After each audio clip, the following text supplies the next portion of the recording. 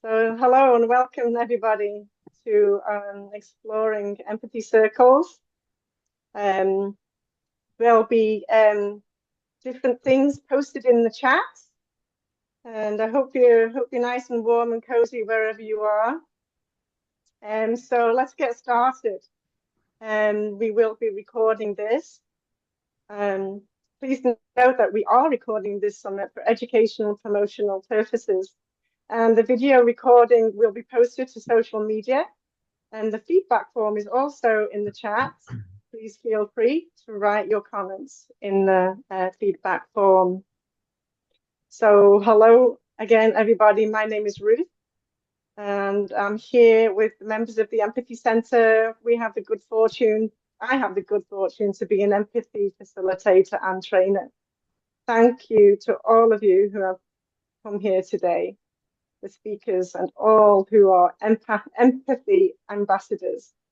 So on behalf of the Empathy Centre, I'd like to welcome you to this Empathy Summit on the topic of empathy circles, the Foundation Empathy Movement Practice. The Centre's mission is to build the empathy movement and to raise the level of mutual empathy in the world through education and community initiatives. And we'd like to say thank you to all the sponsors, with our deepest gratitude to all the generous sponsors and partners, the Empathy Centre and community. You can see more about the Empathy Centre in the link in the chat, and we invite your organisation to be a partner and sponsor. Please do visit the website. And we'd also like to thank our amazing volunteers who give freely of their time and work to make these summits possible as free events. So in these transformative summits, seasoned practitioners and thought leaders converge to explore the profound impact and potential of the empathy circle practice. And these gatherings serve as a crucible for understanding and advancing the empathy movement and the empathy circle at its core. Excuse me. Please do join our thriving community and immerse yourself in this unique gathering of empathy enthusiasts and professionals, whether you're a seasoned practitioner or are new to the practice. The Empathy Circle offers unparalleled opportunities for learning, growth, and connection. Be part of the movement that's reshaping our interaction and understanding. Together, I'm going to repeat that. So yeah, together, we will explore the boundless potential of empathy in creating a more harmonious world. Let's turn this summit into an extraordinary celebration of empathy. And it is now my pleasure to introduce the founding director of the Empathy Centre, Edwin Rutsch. Edwin is the founder, director, and of the Empathy Centre, and is the developer and long-term evangelist of the Empathy Circle practice. Without further ado, over to you, Edwin. Thank you so much. Okay, thank you, Ruth, and welcome everyone. Got a little slideshow here. I'm going to bring that up. And here we go. So welcome everyone to our Empathy Summit. We're building an empathy movement here with the vision of making mutual empathy a primary personal and social value in the world. And these summits are now focusing on the empathy circle as a foundational practice of this movement. And we plan to hold these every 3 or 4 months. And so really glad that you're here, and we can really talk about the nature of the empathy circle as a foundational empathy building practice. So we talk a lot about empathy, but what is empathy? A lot of people have a lot of different definitions for it. For example, this is Jeff Sessions in Congress, and he asked that question. Let me just play this. And anyway, what is empathy? What is empathy? Is this your personal feeling that you had a tough childhood, or something prejudice that you have, you're Protestant or Catholic, your ethnicity, your race, some biases you brought with you to life and to the court? Is that what an empathy is? So hopefully you're able to hear that. So that's in our U.S. Congress, the congressional members are asking, what is empathy? So there seems to be a lot of confusion out there. It seems to be in our government, there's confusion. And also, we have these various books. There's multiple books out there that are like against empathy, or there's a new one coming out called Suicidal Empathy, another one, Toxic Empathy, and then the next one here is The Dark Side of Empathy. And these are all books that are critical of empathy. And so, just want to, what do we do when we hear these different criticisms, and, how do we relate to them, and how do we deal with them? And also, how do they relate to the empathy circle? And so the current definitions I find are rather problematic. For one, is they're not easy to understand. And they're obviously, not clear to many people, as you can see from all these, different books against empathy and Congress asking about empathy. Just this lack of empathy. And the definitions, if you could mute whoever that speaker is, Jonathan, you could mute whoever just came in. Thanks. And they can also be abstract, and the definitions can be also kind of abstract. For example, you hear a lot about cognitive or affective and cognitive empathy. So I think that we need a really clear and practical definition if we want to build an empathy movement. We have to be clear on our terms. And I'm starting a project now, going to be really focusing on that for the next year to define empathy. And I'm the focus, what I want to focus on is to define empathy. I'm going to be holding some empathy circles, exploring the definition, preparing presentations like this one. Want to write maybe a book on the topic and do some workshops too. So this is just a quick introduction to this project. And what I want to do is define empathy. What I think is going to be unique about this is to define empathy not in some sort of a broad, abstract term, but define empathy in the context of the empathy circle, which hopefully most of you know how to take part in. And I'm hoping that by defining empathy within the context of the empathy circle, that we can take it out of the abstract and make it more concrete. And like in the empathy circle, you'll be able to actually experience the definition instead of it just being, abstract. And that we can also map on other definitions onto your experience in the empathy circle. So here's the basic overall framework that I'm looking at, for the definition. Is calling it holistic empathy, and the holistic empathy has 4 basic parts. One is what I would call basic empathy. There's self-empathy, there's imaginative empathy, and then holistic empathy. So let's look at how these different aspects work within the empathy circle. So we're all familiar with the empathy circle, or I hope most of you are. And we have our speaker, active listener, silent listener, and a facilitator. And when we have the speaker, the active listener listens to the speaker, and in that case, they empathize with, they sense into the experience of the speaker. So that's kind of like the basic empathy that we do in the empathy circle, and we're actually pretty much call that empathy.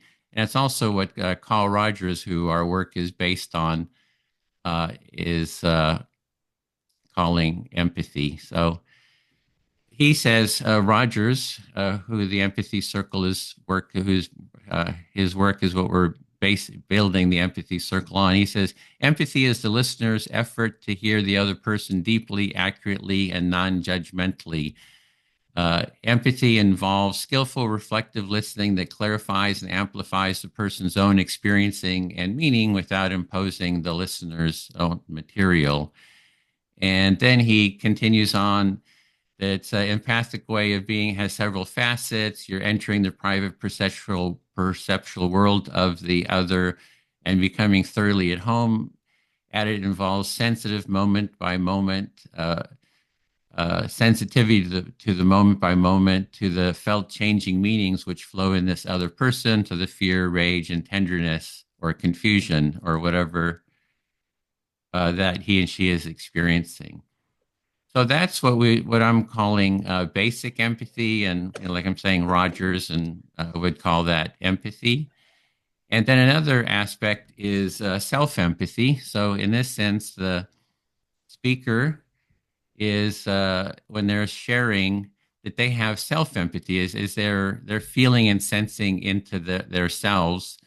And again, I'm going to go back to Rogers, who says by being listened to by someone who understands makes it possible for persons to listen more accurately to themselves with greater empathy towards their own visceral experiencing, their own vaguely felt meanings. So what he's saying that as in the empathy circle, when someone listens to you and is reflecting back their understanding of what you say, it actually supports you in your own self-empathy. In sensing into your own experience, and so that's the self-empathy. The other is imaginative empathy. This is another aspect, and in the and we don't talk about that much in the empathy circle. And what we do when we do the empathy circle facilitator training, we used to have one module where we would do role playing. Each person would take on the role of someone in a family who's having a conflict about inheritance. And so you would take on a role and sort of role play that, and then also do empathic listening within the context of the empathy circle. So that imagination part, taking on those roles is what is another level of empathy. And let me just go here, show. So imaginative empathy is we can feel and imagine into any role and perspective. And like Meryl Streep says, I've thought a lot about the power of empathy in my work. It's the current that connects me in the actual pulse to a fictional character in a made-up story. It allows me to feel, pretend feelings, sorrows, and imagine pain. And in that sense, we could take, with the imaginative empathy in the empathy circle, we can, these are all Meryl Streep in different roles. She's Julia Childs, she's Margaret Thatcher, she's Karen Silkwood, she's Miranda Presley, and so in the same way that we could imagine ourselves into the role, she's imagining herself into the role, and then those different roles could take part in an empathy circle and listen to each other, which is like two levels of empathy: basic empathy and imaginative empathy.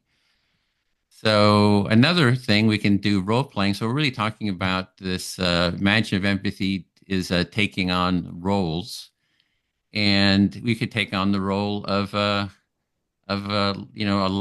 tiger or any animal, for example, and we can also take on the roles of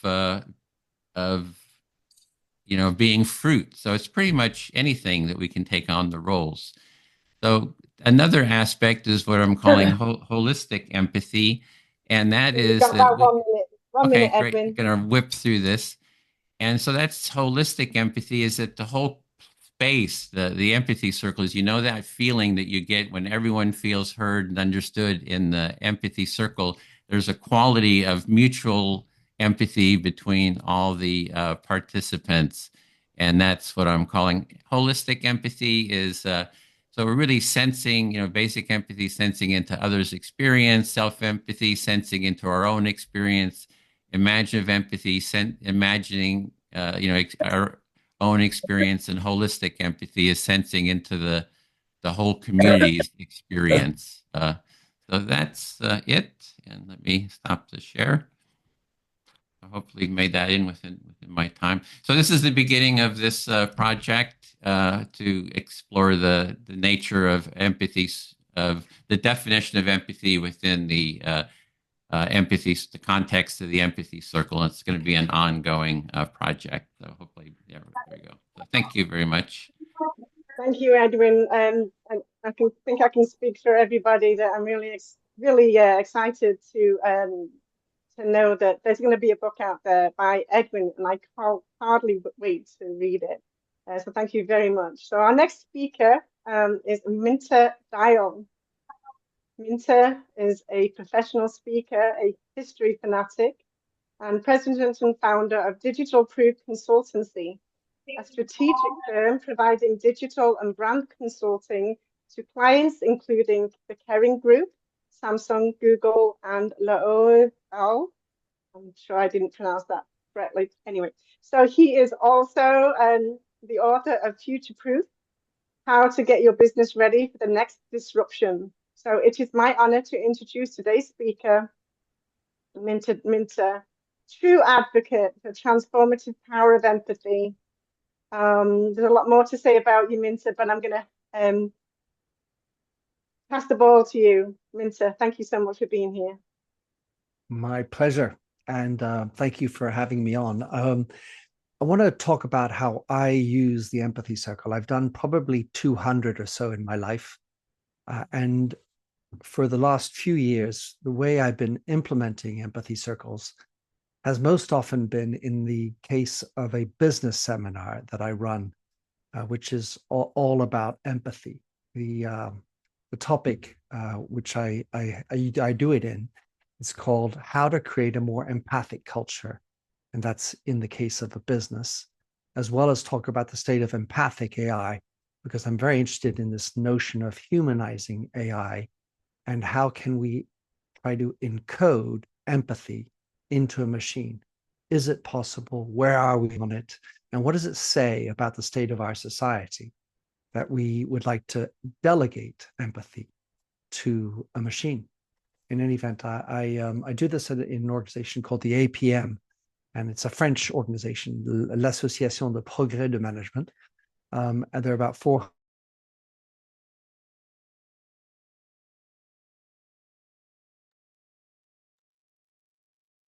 My audio from Insura has dropped. Yeah, we just lost your audio, Minter.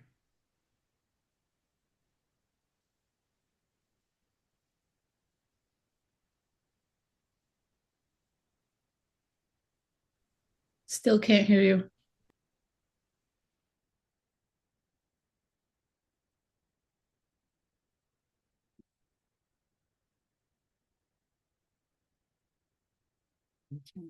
Still can't hear you. Oh no. So you maybe having technical difficulties there, Minter. Can't hear you. Is there anything you can do is the microphone plugged in or? We can switch orders. I don't mind switching if that will help him.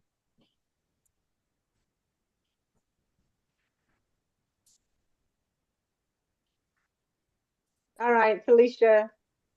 Okay. Can Minter get back to the Zoom mic test window and try that?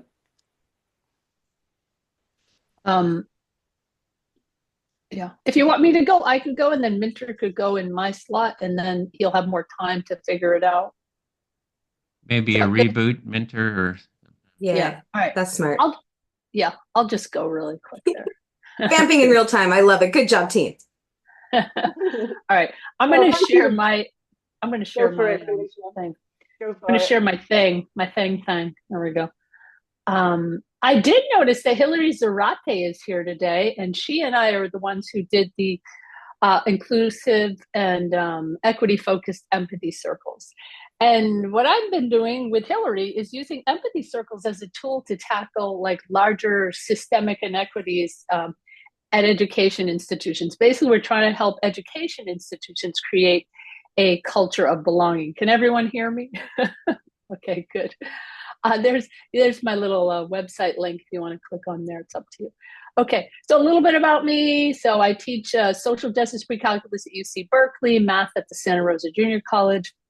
I do a lot of research, books, articles that promote inclusion. I'm going to have to read that, and belonging in classrooms and campuses. Unlike Minter, I focus on higher ed, not necessarily businesses. And then I believe that healing our past hurts, exploring our biases, and finding our true north promote empathy. I believe this is part of creating the global empathy movement. So in that way, Hillary and I have been doing these empathy circles that focus on equity and inclusion at higher ed institutions, especially because we're focused on campuses and classrooms. And so too many aerial pop-ups. There we go. So I'm just going to show you, I have these DEIA empathy cards. We use those in the empathy circles. And if you know an organization who wants to use some of these empathy cards, I'm willing to pop 8 or 20 into a mailing thing and mail it to them for free. I want to give some away to an organization. I gave away 30 to our own organization. And I'm not using Amazon anymore, so you can just contact me by email if you want me to send a free bundle to some particular organization who's working on conversations, and maybe they're doing empathy circles and they want to create a culture of belonging. I also have my book out here, Empathy Unchained, Heal Your Trauma, Uplift the World, and my book, Teaching It, Breakout Movements that Break Down Barriers for Community College Students, that was published by Teachers College at Columbia University. All right. So there's some of my things, but please do reach out to me if you want a bundle of free ones. I don't send out single ones because it costs me too much to send, but I want to get them out there. I want people to have some conversation cards that can help organizations kind of have a common set of vocabulary and common conversations around building a culture of belonging and empathy at their higher ed institution. So why equity and inclusion focused empathy circles? Why is that important? It helps colleagues, like all empathy circles, they help colleagues become better at reflective listening and at understanding each other. And it slows down conversations. In higher ed, it's the biggest challenge with empathy circles. We're fast talkers. We talk over each other. And it is shocking to help people to slow down, reflectively listen, have more mindful conversations. That's probably the biggest challenge in higher ed. It also helps colleagues become more informed about inclusion, equity, accessibility, gives them a common framework, a common set of vocabulary. So they're talking about color blindness, cultural taxation, and they're getting familiar with these words that are really important in order to be more empathic to people who are outside their identity groups and backgrounds.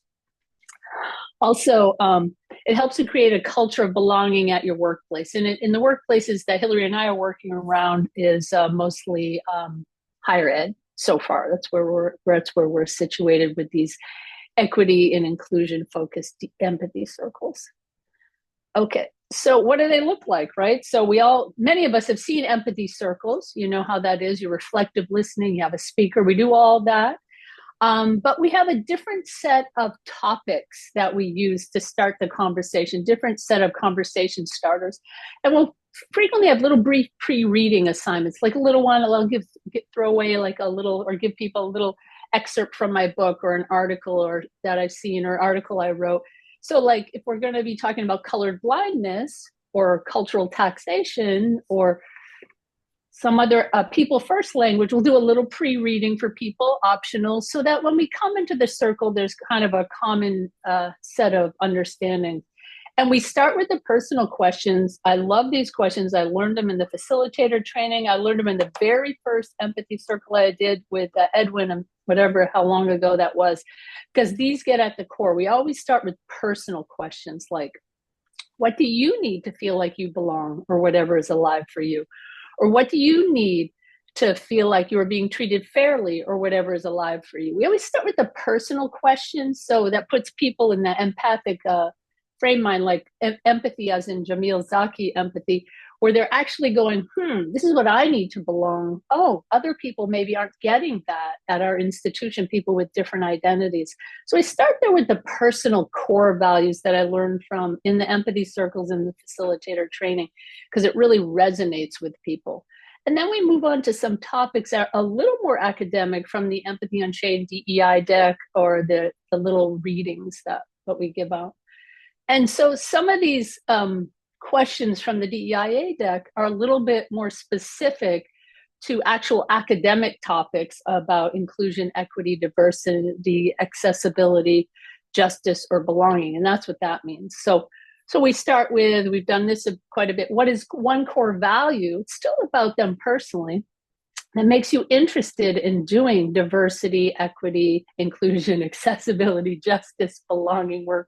It's probably more letters now, or whatever is alive for you. We always add that is, or whatever is alive for you. That's an empathy circle protocol. And it lets people to broaden their frame. They're like, well, this really isn't about inclusion, but this came up for me because it probably is. It's about what they feel inclusion is. So is whatever is alive you allows people to relate to things the way they want to relate to them. So another question from the cards is, how can we implement more people first language at our organization? And so we're using the empathy circles to start to move out and talk about inclusion, equity, discrimination, bias at the organization, still maintaining the empathy circle, which again, as I said, is really hard for people in higher ed. We found that's one of the biggest confessions is like, this is really, really hard to slow down the conversation and reflectively listen. What can be done to reduce cultural taxation? So again, that maybe a pre-reading happens there. Cultural taxation is when we put the burden of educating us on the people who are discriminated against, you know what I mean? Like putting the burden, like what it's like to be discriminated against and experiencing lack of psychological safety onto a Black woman in the group. Like, no, we don't want to do that. We want to talk about what cultural taxation is in the group and talk about how we can reduce that. We don't want the people in the group who identify with groups from LGBTQ plus who might be discriminated to have to educate the rest of us. We want to take the burden of educating ourselves and doing that inclusion diversity work on too. So that's one of the topics we talk about. This is a great one, the positionality statement. That's directly from the cards. Which identities, race, class, language, gender, sex, sex expression, orientation, ability, disability, for example, make you powerful in our society, which make you less powerful? That's one of the topics.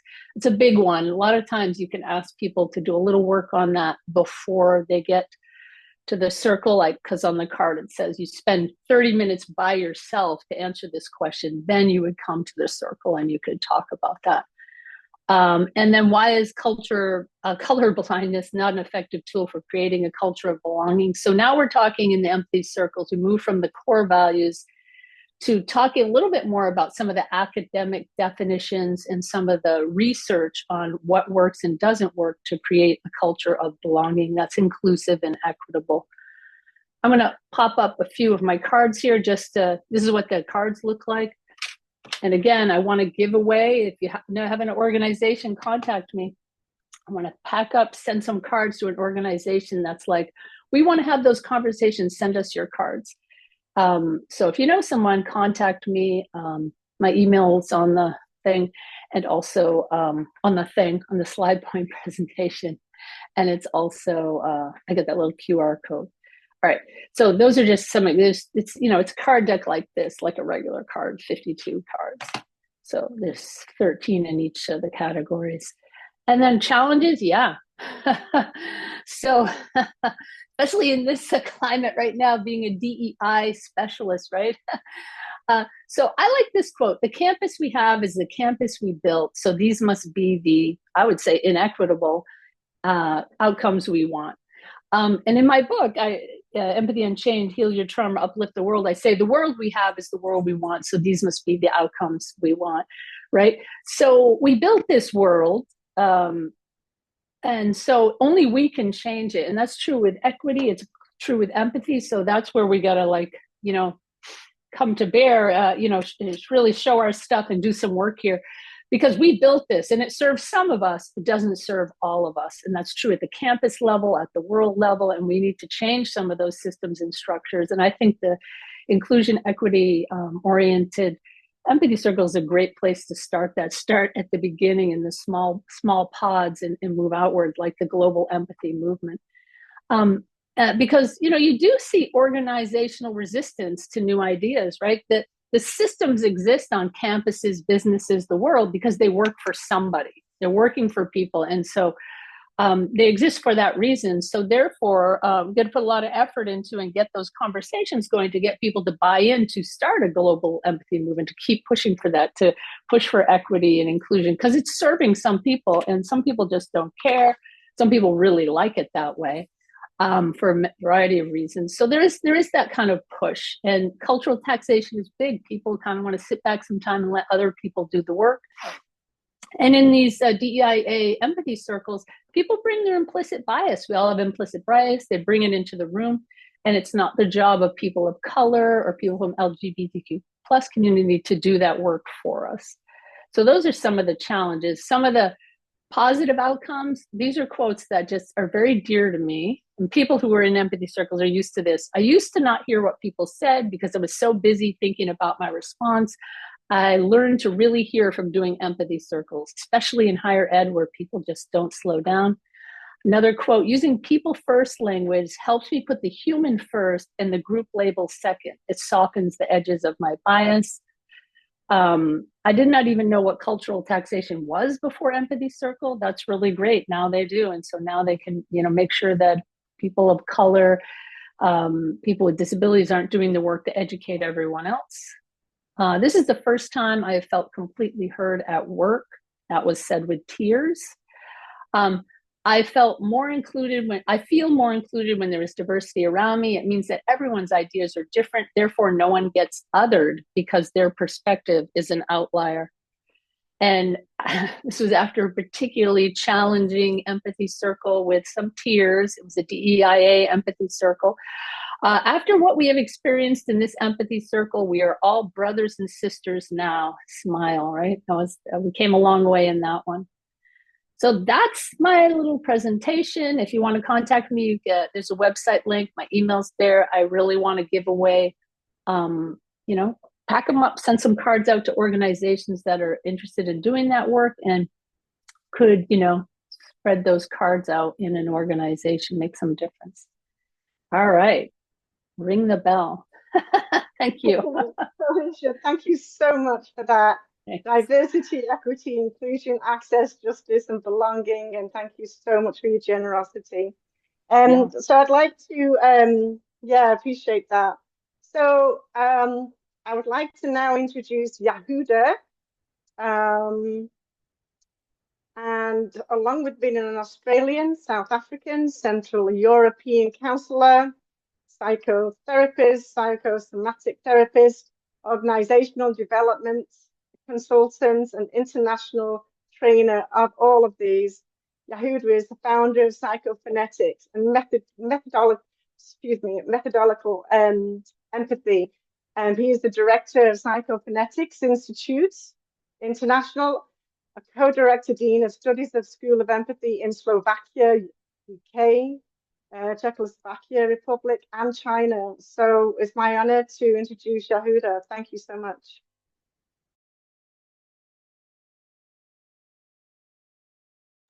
You're muted. You're muted, Yehuda. There you go. Can you hear me now? Cool.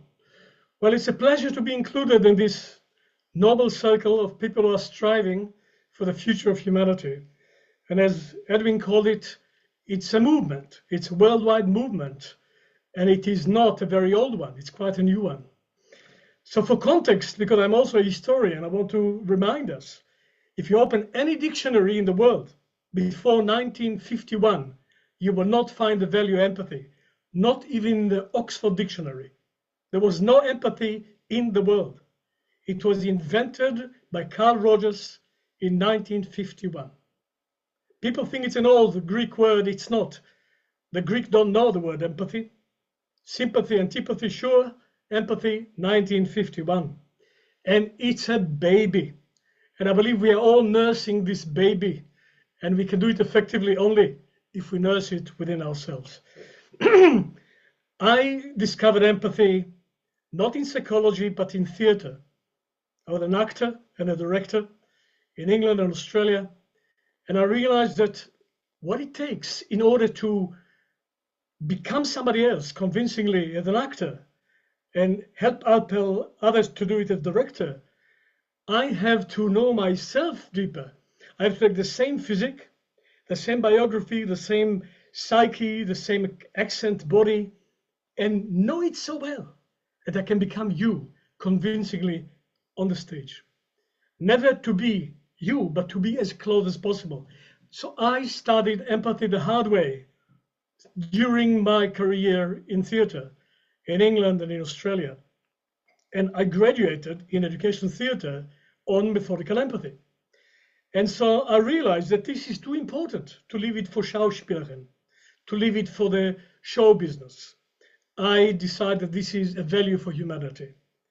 And in my history study, I realized when empathy started officially as a name in 1951, but as a skill, it started in the 5th century BC in Greece, in the theater of Dionysus in Athens, when one human being represented another human being for a third human being to watch through the playwright Aeschylus, and that's where it started. It took us 2,000 years to make it into a skill.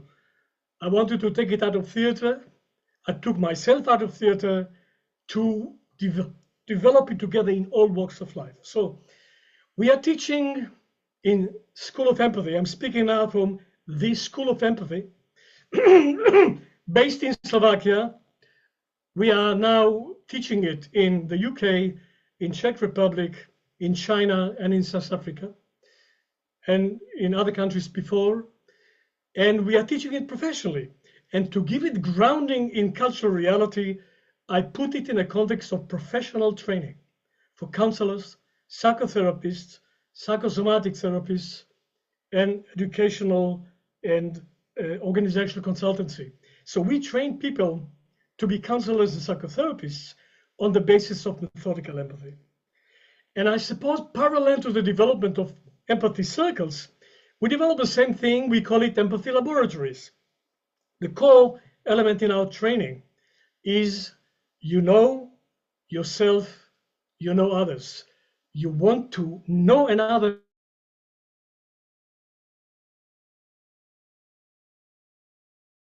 To all this terminology here, we developed 4 levels of empathy, and you have other dictionary, other terms for them, but basically we take people through reflective empathy, which is the basic level. Hear what people say, not what you think they say. But we go deeper into imaginative empathy to get into the mental picture, not only the words. Then we take it deeper into inspirative empathy to go into the deep meaning of what they say, not only what they say. In this process, we have to drop all questions. We don't do questions in empathy. We do evidence. We provide evidence that we hear you rather than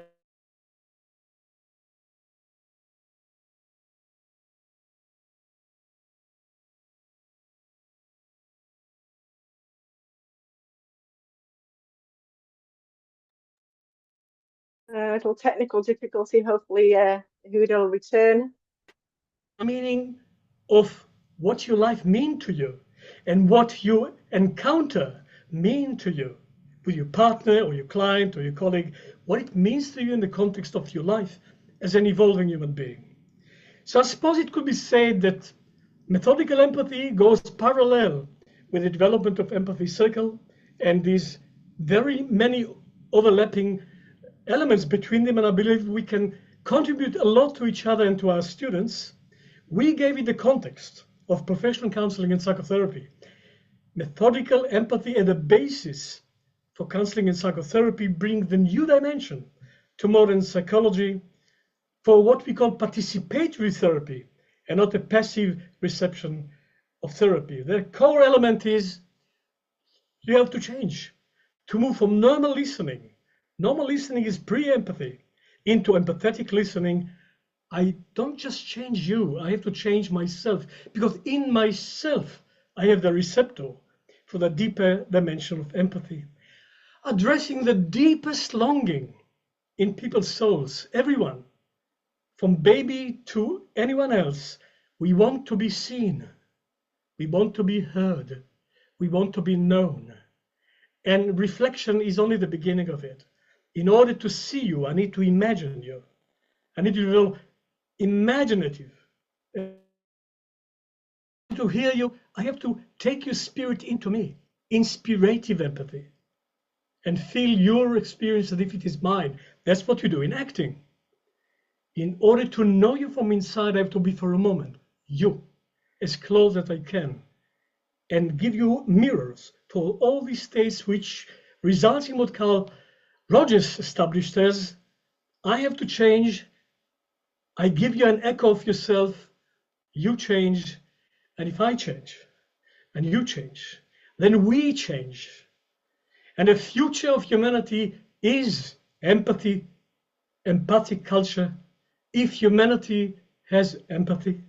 And that goes also for our environment. If humanity and the planet has a future, it is empathetic future. We teach it professionally, we ground it in professional counseling. We are teaching it now in Slovakia, in the UK, in Czech Republic, South Africa, and China, but we are starting an international course online as well. And so the position of a counselor gives you incredible opportunity every day to practice empathy on another level. So friends, this is my humble contribution to this honorable movement, as Edwin called it. We are in a movement for the future of humanity, but that future is now. We do now the future. And I'm very glad to be a part of this movement. And I'm looking forward for many future exchanges between our efforts in different countries for the development of that future humanity right now. That is my contribution.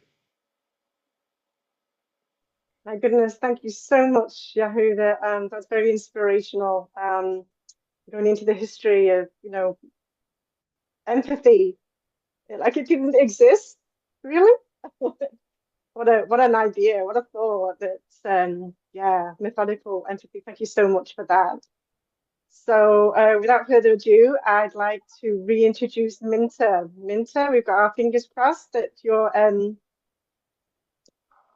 I should be live. Oh, you are live. Welcome back. Thank you. Not sure what happened with that. Well, in any event, Big Ben is in my background. Welcome and hello from London, England, where I'm calling in from. So I don't know to what extent you heard what I said before, but I'm going to just presume nothing happened. So I'll start from a scratch, if you will, and share my screen. So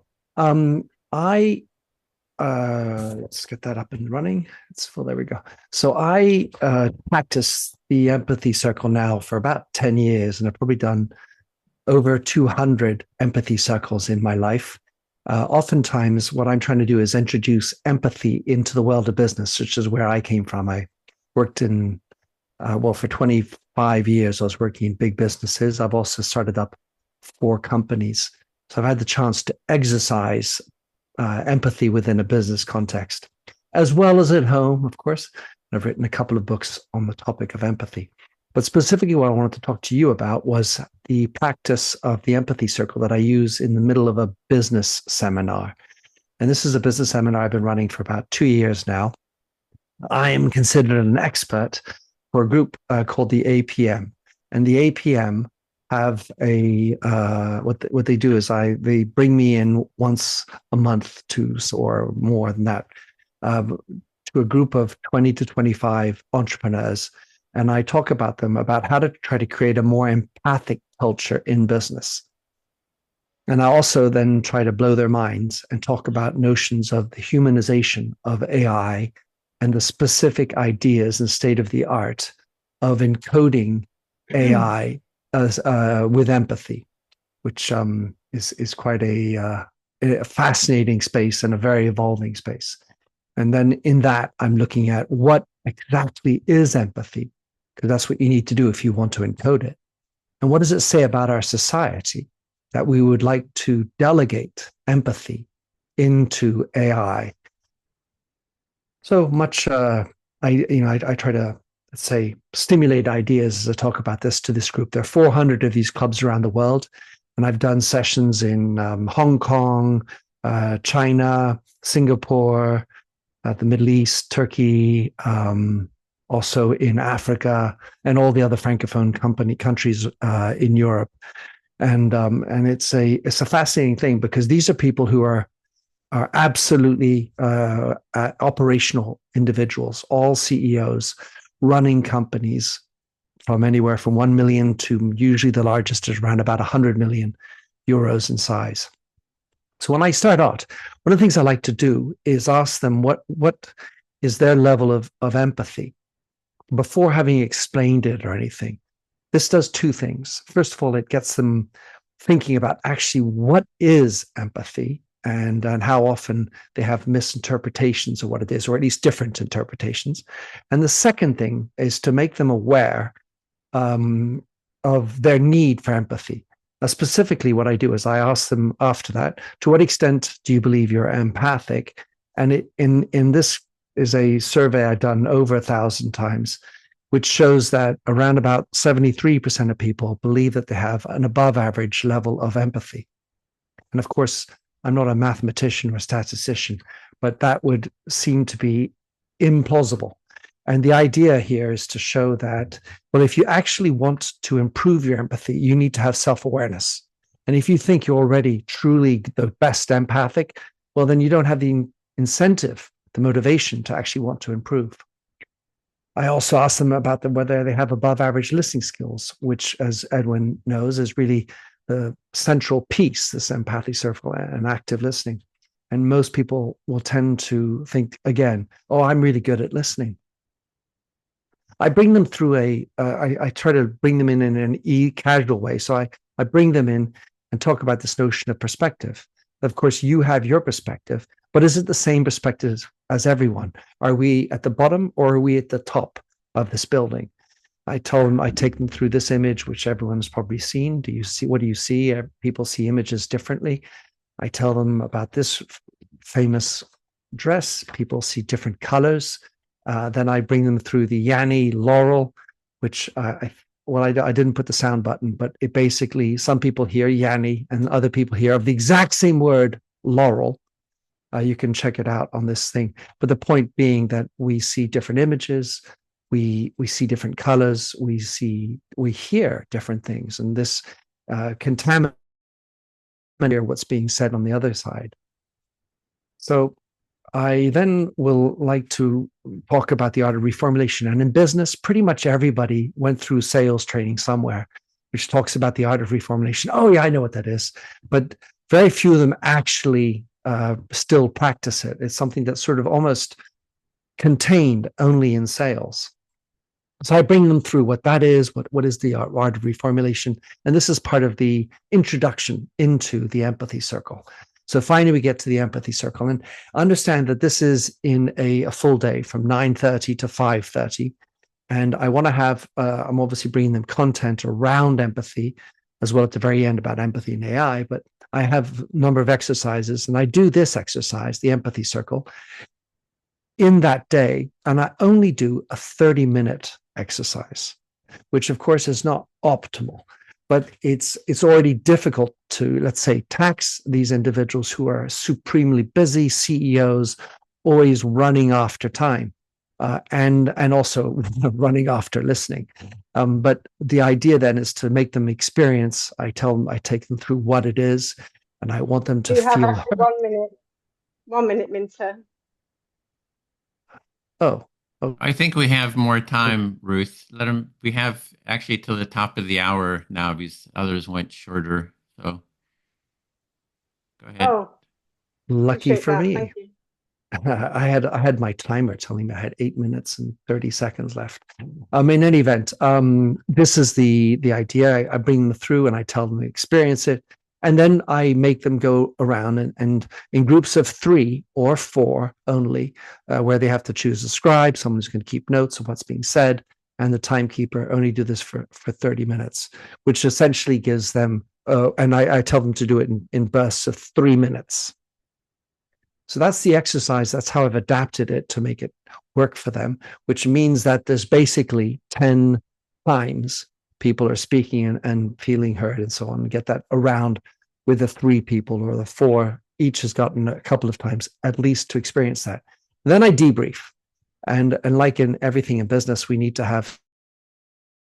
So I will ask them to talk about specifically what was useful in the content that was around this question, which I'll show in a moment. And then the second piece of the debrief, which of course is the most interesting one, which is about the format. What did they experience in this moment? And I give them this question, which is how could empathy drive my business and how to create a more empathic culture in my business. That's what they talk about for the 30 minutes. These are the things that typically come out in terms of the results, if you will, the outcomes. They talk about the awareness of how poor their listening skills are.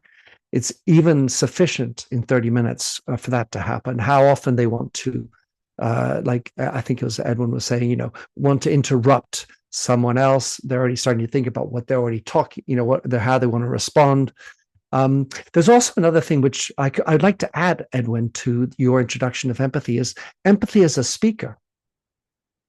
Because we often, the issue often is that when you're the CEO, everyone is expecting you to have empathy.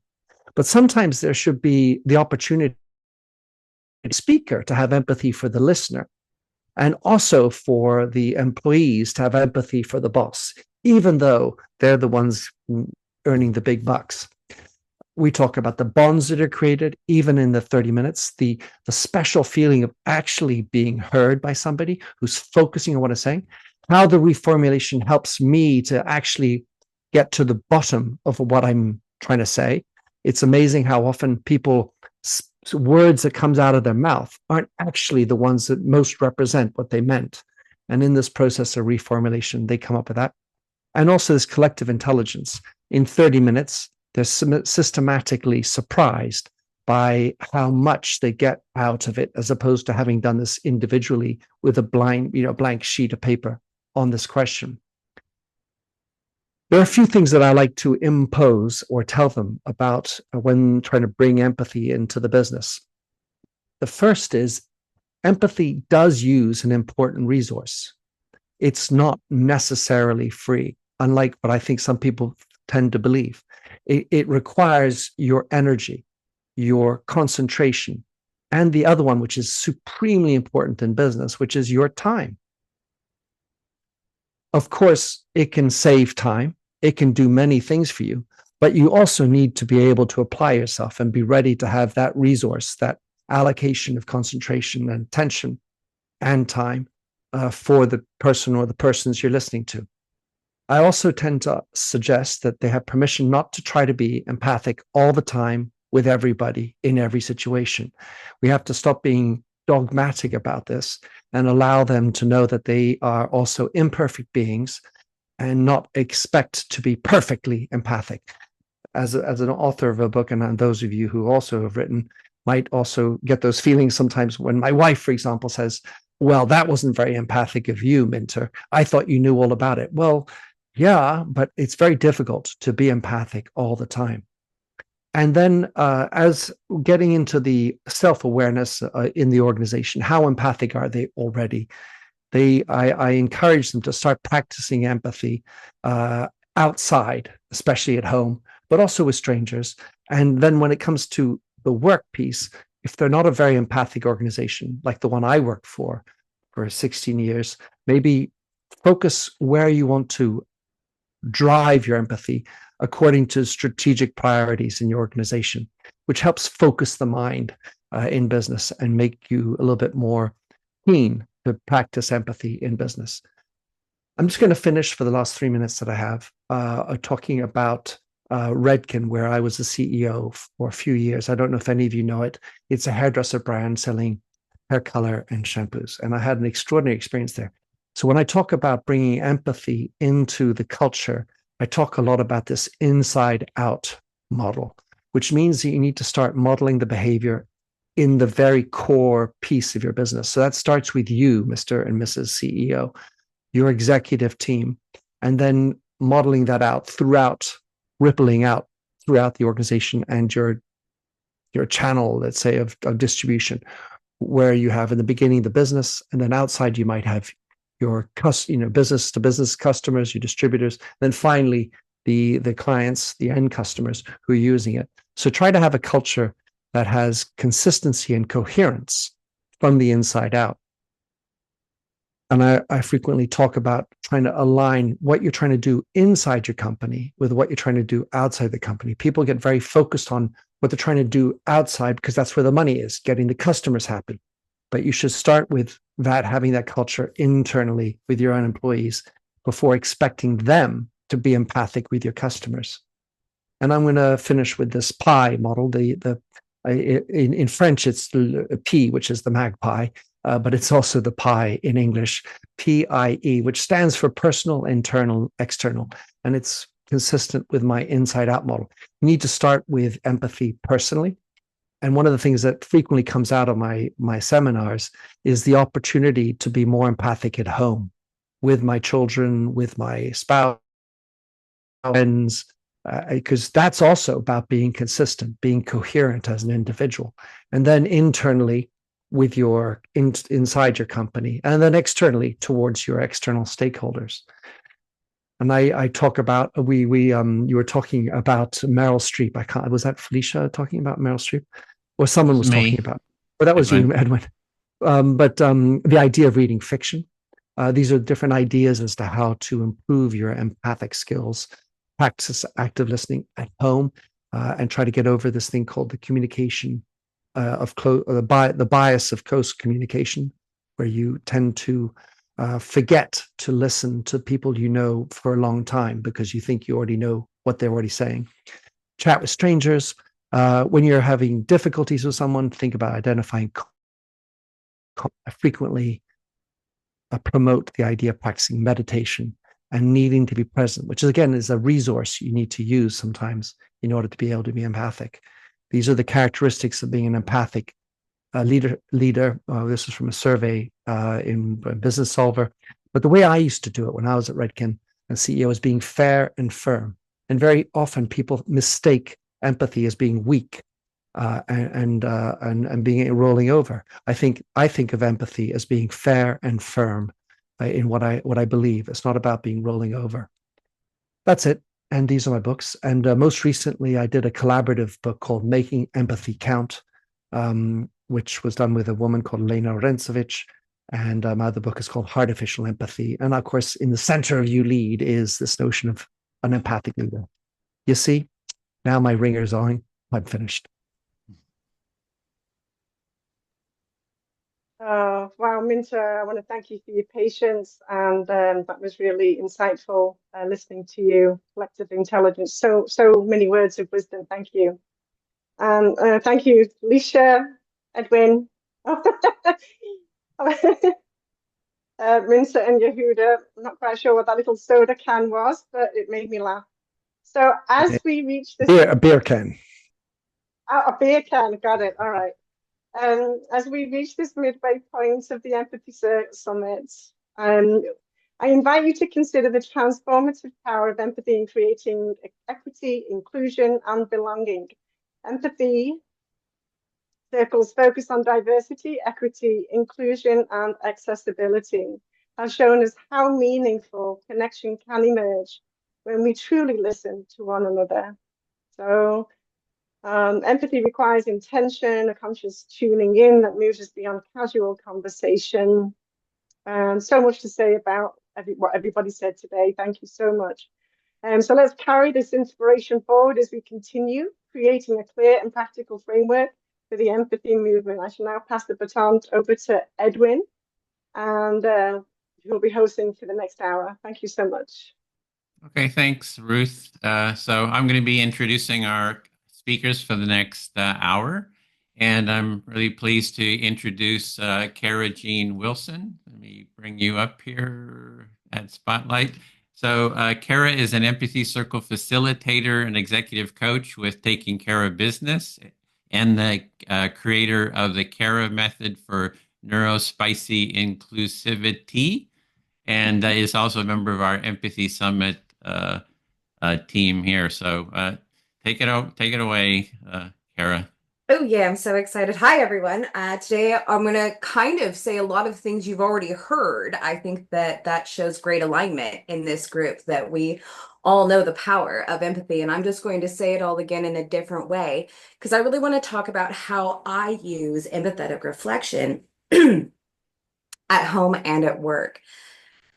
So empathy for me is way more than a buzzword. It is a skill that transforms our relationships, our teams, and most importantly, ourselves. We just talked about how it's the inner work that gets that external result, right? So today, I want to dive into empathetic reflections, a powerful tool from the empathy circles that I use every day. Every day. It's the kind of tool that can make your parenting from chaotic to connected. It can take your family from conversations that are passive aggressive to productive. And it can take your leadership from okay-ish to absolutely magnetic. Whether it is helping my child make sense of his emotions, guiding my family through meaningful conversations, or coaching leaders to foster trust and understanding within their teams, empathy reflection has proven indispensable, the ultimate brain hack for connection. At its core, empathetic reflection is about actively listening and mirroring back what someone is expressing. It's not about agreeing or solving. It's about creating a space where people feel really and truly heard, right? From a neuroscience perspective, reflecting someone's emotions activates that mirror neuron.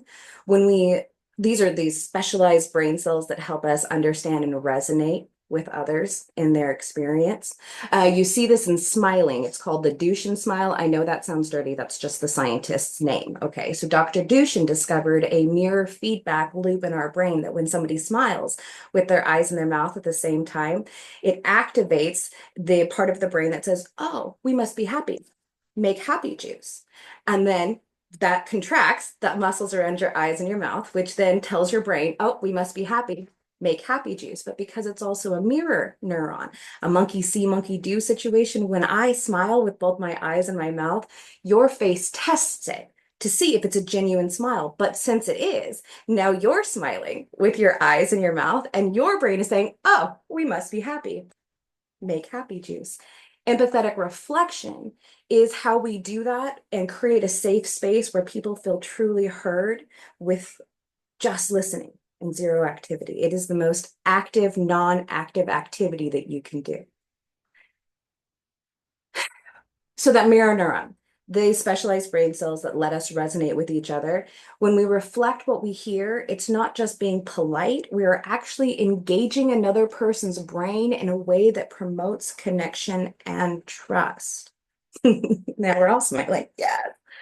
Sorry, caught distracted by their comments. For instance, okay, if a colleague shares their frustration about a product, instead of jumping in with advice, you might say, sounds like you're feeling a little overwhelmed because the timeline feels tight. That little moment of recognition activates their brain's reward centers, releasing dopamine and reinforcing that positive feeling of being understood, which soothes the brain holy bunches.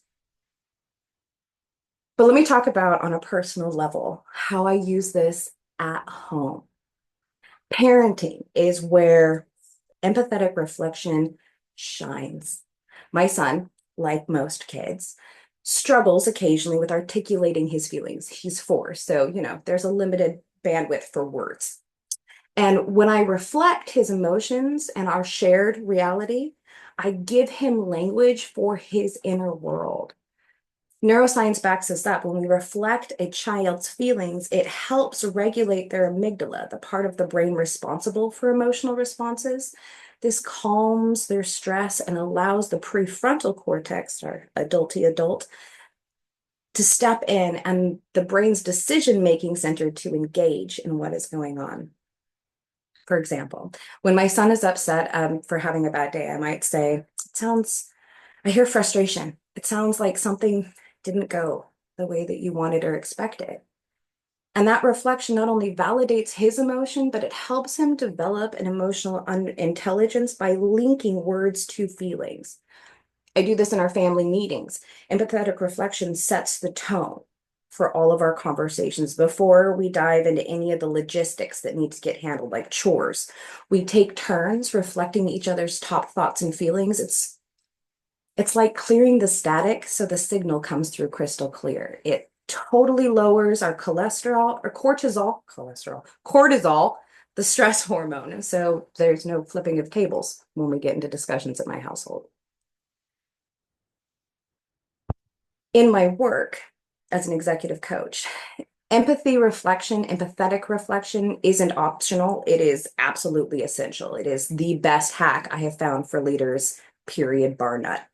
Leaders often feel the weight of expectation. And when they get that reflected back with their words and their emotions, they feel seen. And that allows them to process challenges more effectively. It creates a sense of psychological safety, a concept that was pioneered by neuroscientist Amy Edmondson, who calls it the secret sauce for high-performing teams. It's brilliant, but it doesn't just stop there. I teach that to my leaders to use empathetic reflection with their teams. When a leader demonstrates empathy, it boosts oxytocin levels, enhancing team cohesion and trust. One of my executives told me that he started putting this into his one-on-one meetings, and instead of rushing through tasks, they started reflecting on what they heard. It sounds like you're feeling stuck because of X. And the result was that his team was more engaged and more motivated. They found it easier to solve problems. But don't just use empathetic reflection for conflict. Use it when things are going well, too. Reflecting someone's excitement, their pride, their enjoyment, it reinforces that connections and keeps that momentum running strong. I don't know where I am on time. I just got excited. I think we're doing okay. Yeah, we're doing all right. Okay. Empathetic reflection works. And not just because we feel it and we experience and the science says it, but it meets a universal human need, the need to be heard, to be seen. When we reflect back someone's words and feelings, we activate the brain's social bonding mechanisms. It builds trust. It strengthens relationships. It fosters collaboration, rewiring our brains, their brains, the brain for connection and collaboration. Studies at UCLA highlight that labeling emotions, specifically naming them, decreases activity or calms our amygdala and enhances cognitive processing. So in other words, empathetic reflection isn't just nice or kind, it's neurologically efficient and productive. And for a spicy twist, when you practice empathetic reflection consistently, your brain benefits too. So not only are you helping the other person have that connection, have that calming amygdala experience, but you're experiencing those things. You become more attuned, less reactive, better equipped to handle stress. Empathy isn't just a gift you give, it's a muscle that you build. So I would invite everyone to bring empathetic reflection into your life and everywhere. Start small. Use it at home tonight. Try empathetic reflection today with your partner, with your team. Shoot, use it with the barista who looks like they're about to lose it with the holiday rush. And just reflect back what they are outwardly sharing to the world. Train yourself to understand first before responding, before reacting, before needing to fix. Remember, you're not just listening, you're rewiring connection, creating trust at a DNA brain level, and fostering growth. Okay, thank you for letting me share my journey with empathetic reflection with all of you today. And I can't wait to keep hearing what everyone has to say. Thanks, Cara. And I think the thing about the empathy circle, it's the best way I've found for practicing that empathic listening. I mean, by doing the empathy circle, you don't have a lot of space to learn and practice the empathy, active listening or empathic listening or reflective listening, or a couple words used for that. And the empathy circle is just a really good way of practicing it. And so I really appreciate that. And also really appreciate all your work on the Empathy Summit. We've been working on this, been one of our volunteers on the team for over a year. So always a pleasure to see you in these groups. And thanks for all your support for that. So next, you actually had about 3 or 4 more minutes left, but we will move on to our next speaker. So it's my honor to introduce Ruth, who was our moderator before, our host.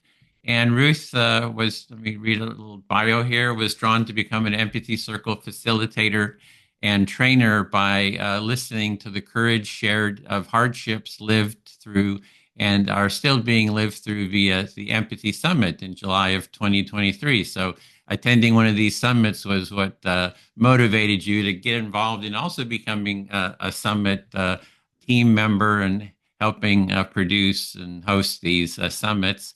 And so you've been also for over a year, almost a supporter and team member here.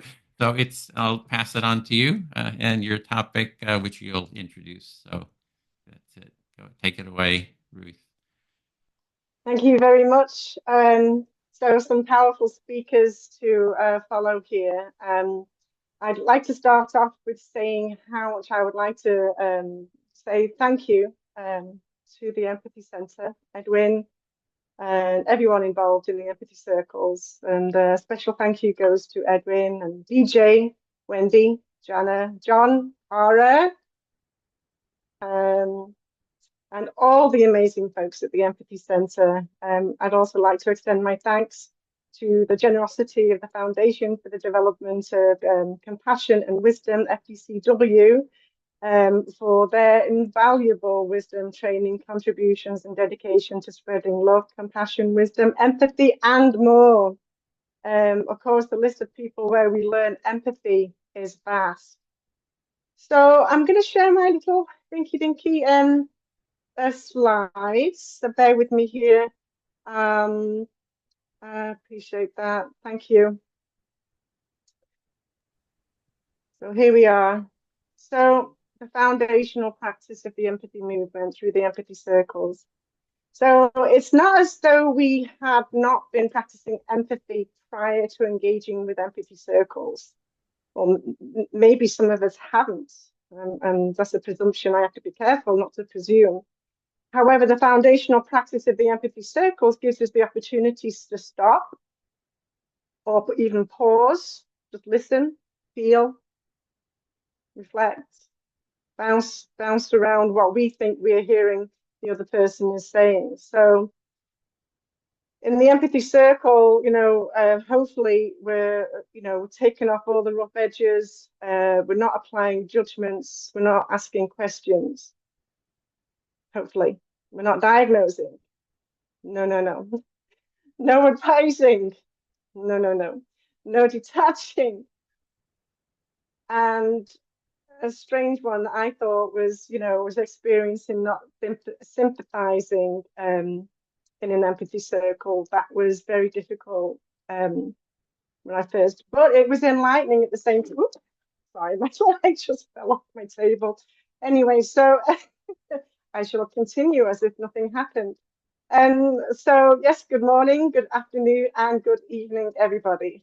It is an honor to be here today to discuss a practice that has the potential to transform not just the way we listen, but the way we connect. And what are we connecting with? We're connecting with ourselves, we're connecting with others, and some of us if we wish to, we can connect with the whole wide world. So the foundational practice of empathy circles are more than a tool for communication. They are a gateway to a deeper understanding of the speaker, along with a genuine connection. So today I'm going to explore a few key ideas with you. So authenticity, exposing the strength and challenges of the vulnerable aspects of ourselves. Or it could be a feeling, a thought, an idea, an event.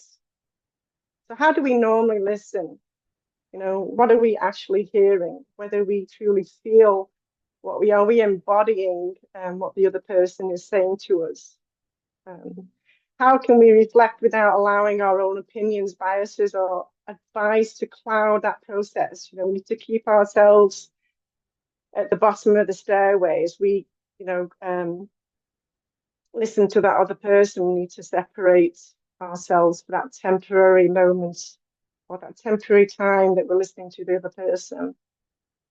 And then finally, I'll talk about how empathy circles provide a framework to address these challenges and open the door to authentic connection. So I have a cute little slide here. There we go. There's my share button. Here we go.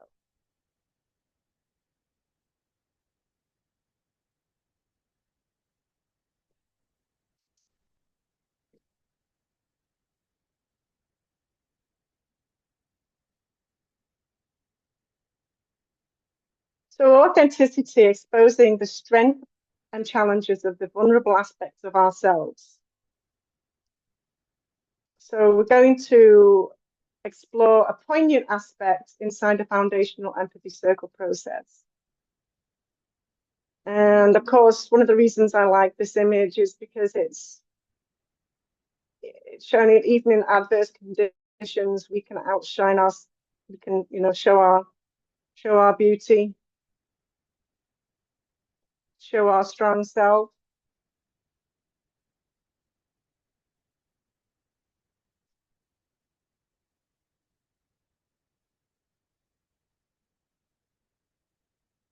So the simple truth, vulnerability is not easy. To open up and share deep personal aspects of ourselves can require courage and humility.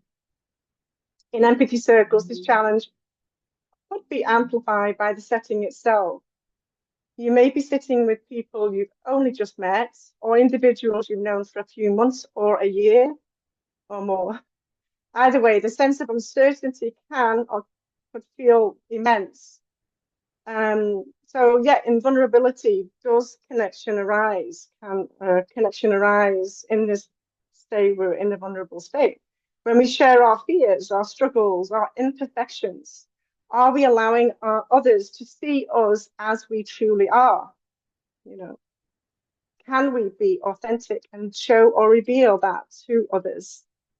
This authenticity can build bridges of understanding and trust that might have otherwise taken years to form. It is this moment of raw openness that the empathy circle reveals its greatest strength, creating a space where judgment is suspended and listening takes center stage. So the benefits of revealing vulnerabilities in such a setting can be profound. So it can foster mutual understanding, hearing another struggles, reminds us of our shared humanity, breaking down walls of isolation. Let's break down those walls of isolation. Secondly, it cultivates personal growth by daring to speak our truths. We often find clarity and even healing. So lastly, it strengthens the fabric of community. The trust built in empathy circles often extends beyond this session, enriching relationships in broader context.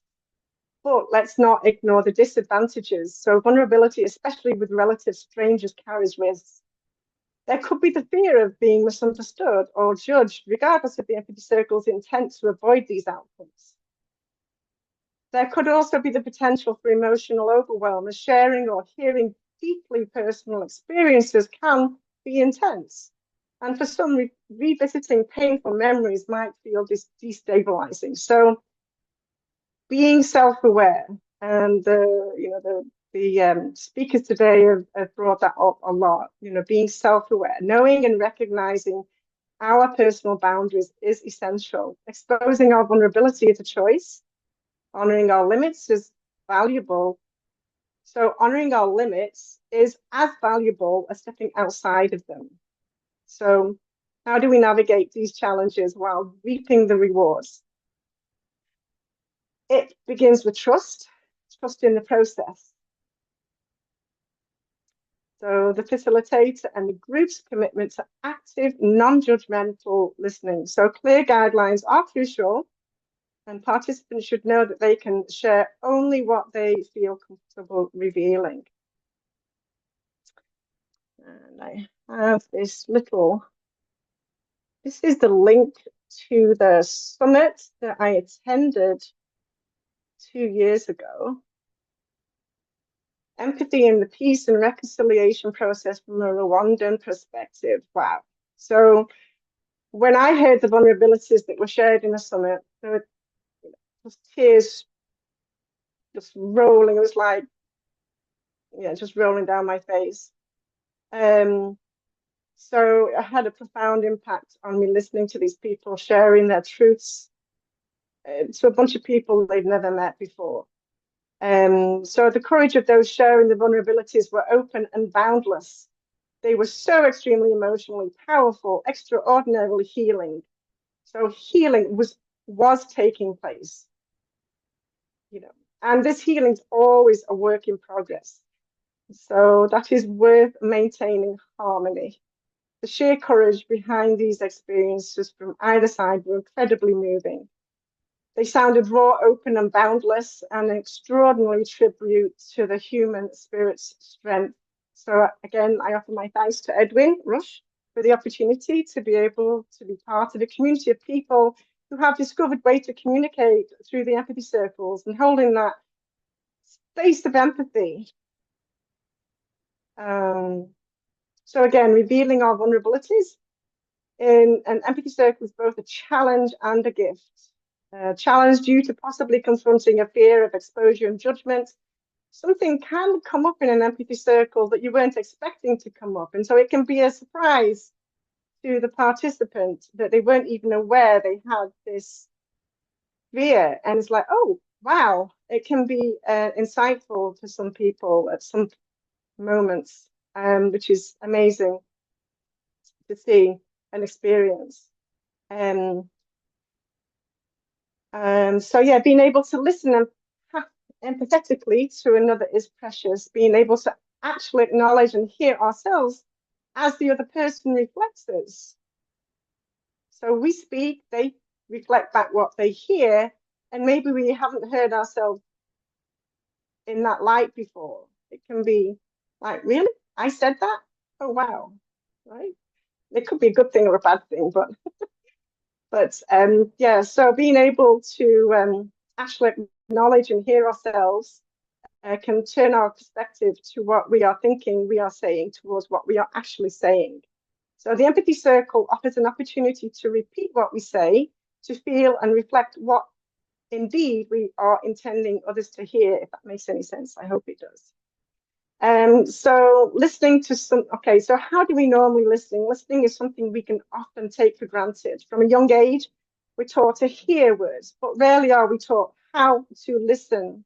And most of us listening is passive. We listen to respond or give advice, or simply wait for our turn to speak. Sometimes we half listen while our minds are elsewhere, thinking about what's next on our agenda or how we feel about what's being said. This type of surface level listening serves a purpose in daily interactions, but it leaves little room for real connection. Why? Because it's not grounded in presence. So what do we actually hear?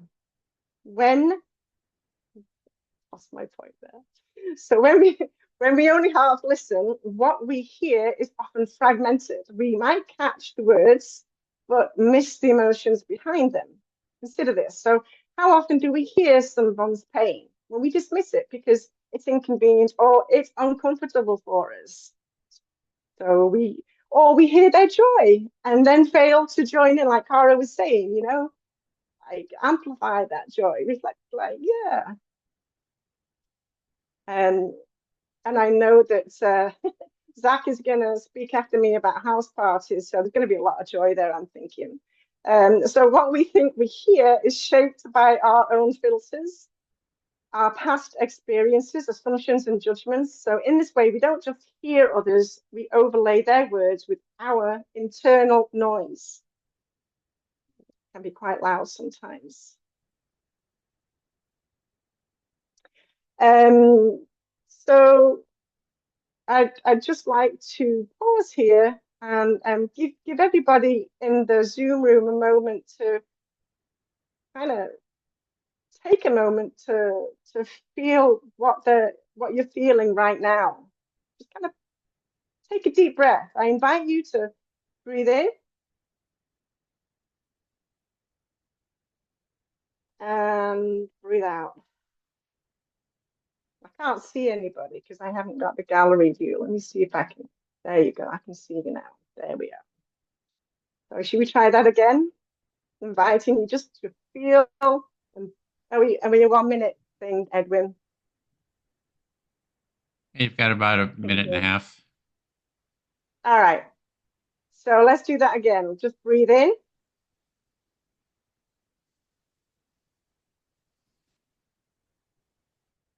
And breathe out.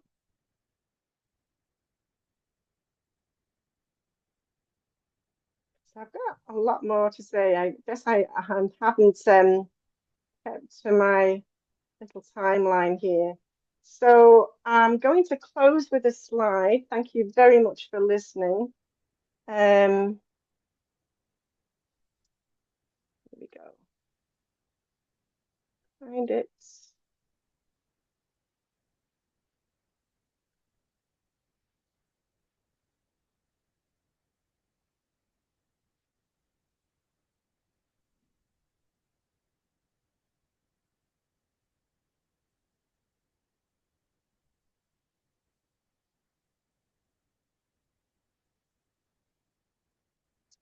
So in closing, I'd like you to imagine a world where everyone feels heard, where every conversation deepens our understanding of one another, and where connection replaces division. That's the world Empathy Circles invites us to create. As we leave here today, I encourage you to reflect on your own listening practices. Are we truly present? Are we hearing beyond the words? And most importantly, are we connecting with the feelings behind them? Empathy Circles reminds us that the simple act of listening, when done with care and intention, can be extraordinary. Let's be extraordinary. Let's be an extraordinary empathy circle, and 1 moment of connection at a time. And may your empathy be lifted to new heights, inspiring and connecting you in ways that excel beyond the regular daily interactions. On that note, thank you so much again. Okay, thanks for that, Ruth. And, I didn't know that it was your experience in one of the empathy summits, that a meaningful experience that really got you involved in being a very dedicated summit team volunteer. So that was really, really appreciate hearing those personal stories. So let's see, our next speaker is Zach here. And where's Zach? We could bring him up. Oh, there he is. Sounds good. I'm just add his spotlight to you. I just have spotlighted you. And so you're an empathy circle facilitator, trainer. I just got just in our last training, you became a trainer. And you're also the founder of Potluck Action, which is at potluckaction.com, and the Empathy Circle app. And I don't know, we've known each other for quite some time. I don't know, 8 or 10 years or something. So really great to know you, Zach, and take it away. Thank you very much, Edwin. All right, so right now we're going to dive into details about hosting Empathy Circle house parties. So house parties are very near and dear to my heart. All right, because I professionally organized grassroots political campaigns for about 10 years. And so at different states across the United States, I worked for candidates at local, state, and federal levels, including ballot initiatives. And I named that because house parties are a very effective way of participating in our democracies. All right. So it's also a great way to invite friends, family, neighbors, and colleagues to come play with an empathy circle. And so important for me to note, I'm a substitute speaker today. All right, so I only had a couple of days to prepare. And so I'll be reading quite a bit from the house party guide that I just linked in the chat that showed up before my bio there. But that said, the guide is made to be entertaining, so we'll probably do fine here. And one more disclaimer before I dive in. I also owe you a couple of basic printouts or worksheets. So you'll find those in the Google Doc by Monday. Sorry. So with that, let's go right on it. So, all right. So, I should actually go ahead and share the screen for this document. That would be a very nice thing to do. Oh no, but I am not allowed. I always forget this, that my operating system doesn't allow me to share screen. All right. Well, I invite you all to go ahead and open the Google Doc. Apologies for that. I always forget my operating system. Zoom doesn't allow my operating system to share screen. I always forget that. All right. So sorry. So let's go and check out the guide. So house parties, again, they're a great way to just invite friends, family, neighbors to empathy circles. Why? Because empathy circles are fun, right? A lot of people seem to keep participating in empathy circles because they're fun and interesting. They're also useful, right? But they're fun and interesting. And so at the same time, most people will only try empathy circles if they're invited to one, right? This is a social activity. So practically speaking, right, in order for someone to try empathy circles, they need to be warmly invited by a friend, neighbor, colleague, or family member. And from this point forward, I'll just use the word peers or guests, right, to describe those folks. So you don't need a house to host a house party. Okay, so great parties can be hosted in small apartments, cafes, restaurants, at work, or at church. Personally inviting your peers is the thing that makes a house party, as opposed to some other kind of event. Also consider that someone's first empathy circle is going to be more meaningful when they do it with their peers. And so if you're feeling worried about being a good host or doing everything right, just consider that your party will be a much better experience overall than doing their first circles with strangers. And of course, it's perfectly fine to do your first circles with strangers. I did that, right? My first circles with Edwin and gang, right? A lot of us did that in the community. But just know that if you host a house party, you're already ahead. Your guests are already benefiting and will have a much better experience than otherwise possible. So all right. So if your goal is to just host one party, a one-time event where you just want to introduce the empathy circle, that's wonderful, right? But if you decide you want to do more and consider goals like forming a chapter organization, then a house party series is a very strong foundation for a healthy and effective chapter organization. And you'll see in the guide includes guidance on fundraisers as well as parties with political candidates. And that guidance is designed to support your operations and growth as a chapter in particular. All right, so moving on to the party checklist here. Steps are pretty simple. Choose who's going to facilitate your circles. You should have a facilitator for every 3 to 5 people attending. If you're the only facilitator, then just keep the party small. And that will maximize how much everyone can participate. Step 2, set a date for the party. Then decide on your itinerary. There are a number of example itineraries in the guide. And then make a list of who you're going to invite. All right. Again, this can be friends, family, neighbors, colleagues. And then personally call or text everyone on your list to invite them. Okay, so this is a very important step. And just think about it this way. If you were planning Thanksgiving or some holiday like that at home, would you make a Facebook event and invite your friends that way? Probably not, right? So same thing. This is a special occasion. It's a private party. And of course, no pressure or love lost if folks can't make it. Whatever the situation, just warmly and personally invite all of your guests. Next, a day or two before the event, make sure to personally call or text everyone who RSVP'd to confirm that they're coming. And this is the most important step. Now, as an organizer, since time immemorial, folks like me will hear anxieties along those lines of like, well, but Zach, it might feel forced to confirm everyone the day before, or I'm afraid they won't show up if I do confirmation calls. Almost everyone, including myself, feels that way at first when doing confirmations formally. But after you host a first party, after you host a few parties, completing this step will feel natural and normal. And confirmations are just about being polite and organized. That's it. People forget, right?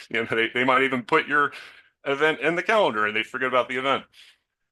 So checking in is also a good way to tell someone that you're excited to see them, which by the way, like I loved it. Ruth sent me one of those emails yesterday, which she just told me that she was excited to see me, and I loved that so much.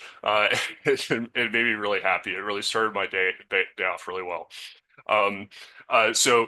Just as a forewarning, if you don't do confirmations, okay, what's the consequences? What if I don't do confirmations? Just don't be surprised if up to half of your RSVPs that may flake. Up to half of your RSVPs may flake or not show up if you don't do confirmations. And because this is a new activity for your peers, you can expect more flaking than other events that you may have hosted in the past. One or two more quick things on this is, over the years, I can't tell you the number of times when hosts like beat themselves up because only 80% of the RSVPs showed up. There's always room for improvement, but if 70% or more of your RSVPs show up on average, then you're doing a good job and you should be proud of your activism. Okay. And all right. And then step 6, have fun at the event. Of course, invite interested guests to future events, and optionally, my email's in that Google document. I would love to hear from you about how the house party or multiple parties, if you do that, went for you, and what you learned will help me and all of us collectively because we can keep maturing that collective intelligence. All right, so basic itinerary. There's a lot of different things you can do with your itinerary, but this is just the basic one. Structured to be just a little over an hour. Welcome your guests. Introduce the empathy circle process. Obviously, I'm not covering facilitating circles in this presentation or the guide, right? But after you do the circle, you could do a little time of reflection, and a really effective thing to do is to pass around a scheduling poll to folks right then and there. No pressure. They could just check off yes, no, maybe to some particular dates coming up, because that is the best time to collect that information. You're going to save yourself a lot of energy, and you'll more people will come if you do that. All right. So say you want to add a meal to the situation. Okay. So food, go for it, but do it after the empathy circle.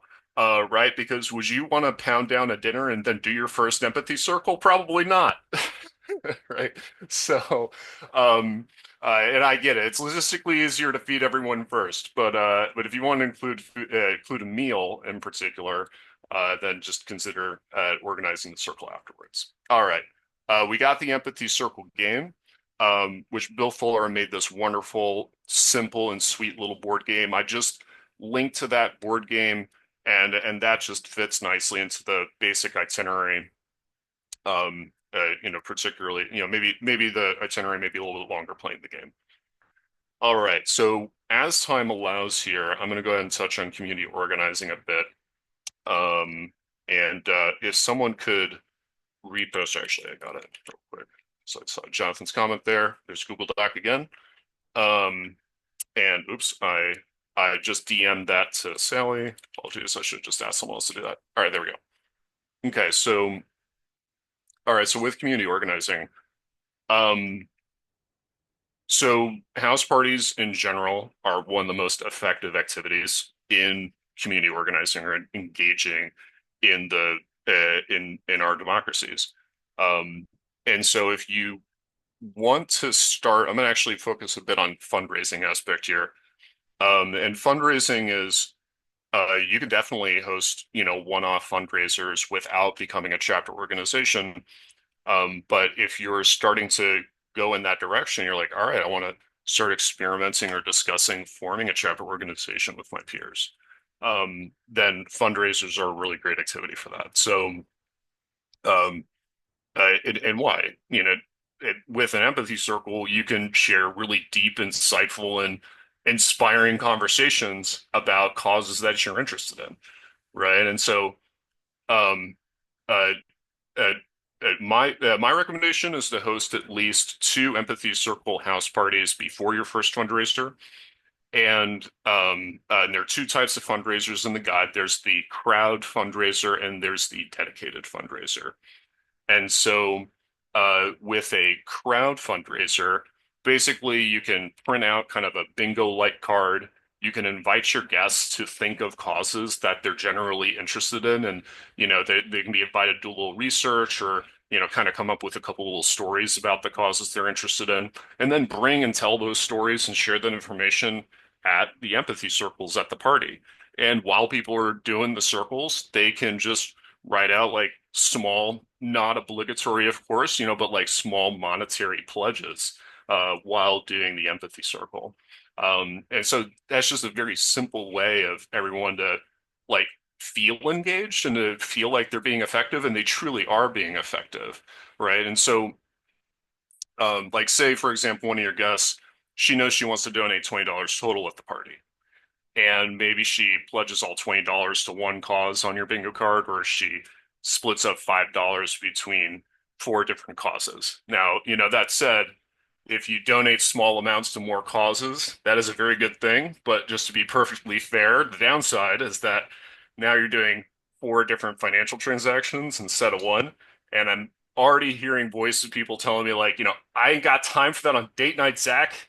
I got empathy circles to do here, so no sweat, no 2 problem. minutes, Zach. 2 minutes. Thank you very much. No sweat, no problem. Just do one donation then. But if you're particularly cozy with your computer or cell phone, then consider doing as many tiny donations as you can. Because if you do, you're kind of hacking the system in a very good and constructive way, right? Guide's meant to be entertaining, right? So not actually hacking anything, but when you do that, the causes that you're donating to, they're going to notice that information, right? Getting a donation from a new donor is one of the most important events to the organization that you're donating to, right? And so by donating together as a chapter, you are generating buzz, right? And opening doors for relationships and potential partnerships, right? And so, that said, almost any charity, political campaign, religious organization, you name it out there, they would much rather have a $10 donation, or I'm sorry, they'd much rather have $10 donations from 10 new donors than a $100 donation from one donor. All right, I see I'm at time. Thank you all very much for listening. Please come check out the guide, and please feel free to shoot me an email, tell me about your experiences, or otherwise. Everyone's always welcome. So thanks, thank Zach. And you're a longtime political community organizer, and what you're saying here is that we can use all those processes and practices to build an empathy movement. And everyone here can host one of those house parties. So we've got 34 people. Each of these 34 people can host a house party to get the empathy movement, keep building it. So I really appreciate all those insights. So thank you. And our next speaker is Arno. There you are. Hi, Arno. And a little bit about Arno is Arno Jaffe has lived in Santa Barbara for 47 years and is an empathy circle facilitator. And you're also the organizer of the weekly empathy circles in Santa Barbara. So really appreciate all your hosting of those circles, and a good friend too. So take it away, Arno, and you're muted. Being muted might be the safest way to do all this, but I'm back on, so thank you. Welcome, everybody. I'm really greatly appreciative for your opportunity to share and for everything that I've heard. I'm going to be just speaking about sort of my personal experience with the empathy circle. I have the great good fortune of having taken 6 facilitator training sessions in Santa Barbara and having met Edwin in September of 2023. I've learned from Edwin, and I've learned from Bill and from Lou, the very best, and I'm really grateful for that. I'm a retired immigration attorney, and after a while, learned to practice empathy with my clients. In business, I would somebody would come in, they'd tell me 2 or 3 sentences, and I'd already be going into, I can, well, you can do this, or you can do that, or you can do this.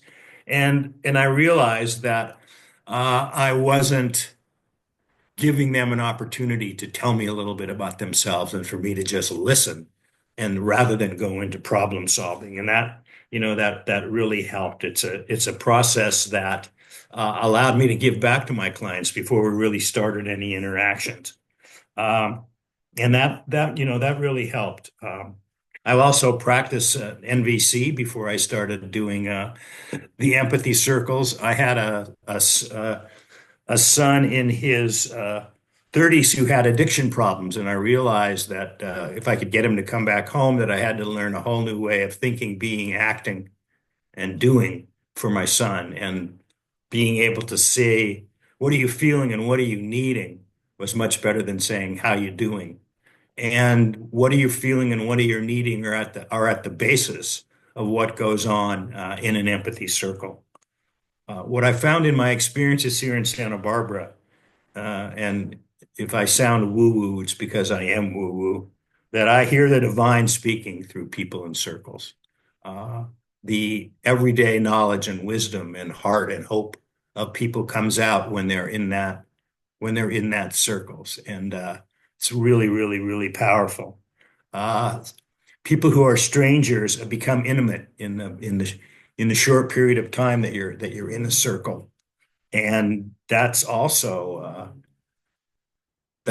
powerful. I learn more and feel closer to people that I'm listening to and speaking to in a circle than all the things that are happening in my normal life. And also, that people somehow hear things and then say things that they haven't said before when they're in a circle than they are in their regular life. And I think that speaks to how powerful these are. People are inspired to say things to complete strangers that they've never said, before to friends. And that's something about, the circle, that there's a magic in the circle. They tap into an energy source that we all have that's quite extraordinary. The speaker finds clarity and courage, knowing that he'll be listened to without judgment, opinion, or advice. being heard is one of the greatest universal needs that we all have, and the circle provides a formalized way of being able to do that. There's something about the listening process too. In general, it stops the hamster wheel that wants to offer an opinion, that wants to say, I'm sorry that this happened, that wants to say, yes, this happened to me too. And simply the act of listening and not thinking about what I'm going to say next creates something for the person that's listening and creates something for the circle itself that only happens in a circle.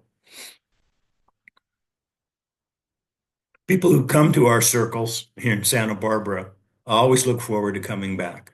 That's why they come back. We're not giving them anything other than the opportunity to be heard. And they're coming for the opportunity to get to know people in a way that doesn't happen in the outside world. My friend Willie talks about being out in the wild. When you're out in the wild, it's same old, same old. But when you're in a circle, you learn things and experience things that you're able to take out.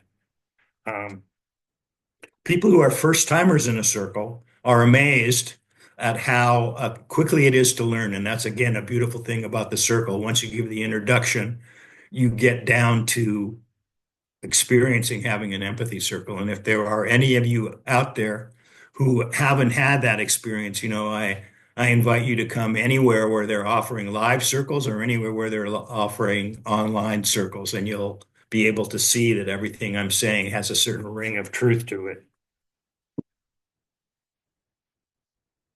It's hands-on experience. And my own experience has been for people that are new, how it's amazing how fast people pick it up. In Santa Barbara, we took it out into the community. We went to State Street, where most people were just too busy going back and forward on their shopping experiences. But at the end, those of us that were there sat in our own circle. And one young girl came riding up on her bicycle and said, what are you doing here? It looks kind of interesting. And we invited her to sit down, and she participated in our empathy circle. We went to UCSB and talked to the students. We were there at the end of the Occupy UCSB, and we were there and we found students were probably among the most eager to talk. There are people that are talking about loneliness, homesickness, stress in school, and it often brought tears to the eyes of these students to be able to just speak and have something go out from out of them into the world. The idea of being able to talk about anything that's on your mind or heart is also great. For me, I love topics, but I use the circle as a chance to springboard things that I haven't been able to talk to anybody about. And it's a great invitation. Things on my mind are sometimes intellectual, but things in my heart takes me to the core of what for me is the real truth about an empathy circle. And let's hear it for the silent listener. The silent listeners hold the circle and give it meaning in a larger witness. They get to listen to everyone, and they get to give love by that listening. I think circles are all about love. That's just the kind of guy I am. Holding intention and bearing witness to the beautiful individuality of everyone. And knowing that everyone wants to be heard puts us in a place when we're out in the world. It puts us in a place of receiving and of giving. Receiving all that is said and giving by doing so. Receiving all that's said and giving by doing so. It's pretty easy. I remember that when I was working with my son, it made my job really easy. All I had to do was listen. I didn't have to offer advice. I didn't have to agree or disagree. I just listened. And after a while, it totally changed the communication that we have. And hearing yourself talk is a new experience for me as it's relevant for being in a circle. When I talk, I just think about talking. I don't think about the pause between sentences. I don't think about what I'm really saying. But it can be a whole new way of communicating to others when I'm hearing myself what I'm saying. And it gets me to say more and deeper and better the next times I have an opportunity to speak. And there's a process of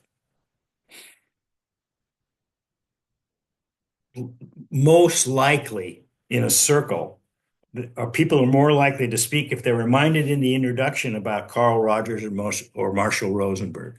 I've found that this sometimes happens. It's a way of inviting people that makes it feel like it's something based in psychology and history and in a knowledgeable place. And there's a process of thinking about what you're going to say or not say while you're sitting in the silent circle. It also proves to make the quiet intensity of what we're doing so focused and so wonderful. Something about being in a circle too is no matter what I've had in the close to 100 circles I've sat in, is it always feel better. I always feel better after I've been in a circle. That feeling is absolutely real. And I know that any of you that have been in circle know that it's true. It's undescribable. And I love the truths in my life that are undescribable, but real. Leading to mutual empathy. As it spreads, it is a give and give process, not a give and take process. There's no taking in an empathy circle. You can practice this outside of the formal circle. I've done this by asking people if they like to practice a little reflective listening. And I give them a brief example. And that's one of the ways that I bring it to the outside world, to my friends, to my colleagues, to my closest intimates in the world. A little while back, I was asked by somebody that comes to the circles in Santa Barbara if I'd do a circle with her and her two sons. What led to it was that the kids had been particularly argumentative with each other in the back seat while she was driving somewhere, and she could hear them going at it, but she didn't really know how she was going to be able to help them deal with it. When we started the circle, the boys who are 17 and 15, were just busting up. The fact that we were practicing speaking and listening, their mom and I, was something that they just found irresistibly funny. But as they began to stop giggling, they proved to be really excellent at what they were doing. And at the end, were even able to get at the heart of what they were fighting about. One brother explained what the problem was, why he was so upset. And when hearing that, the other brother apologized, and that got him. Being in an empathy circle is like Johnny Appleseed for everybody that's involved. We touch each other and we take that out into the world because we're changed in how we talk and how we listen. When we're in circles in Santa Barbara, sometimes we debrief at the end before we go back to the larger group, and that's always fun. You just sort of ask, well, how was it for you? And then people will often critique in a positive way what they've experienced in it. When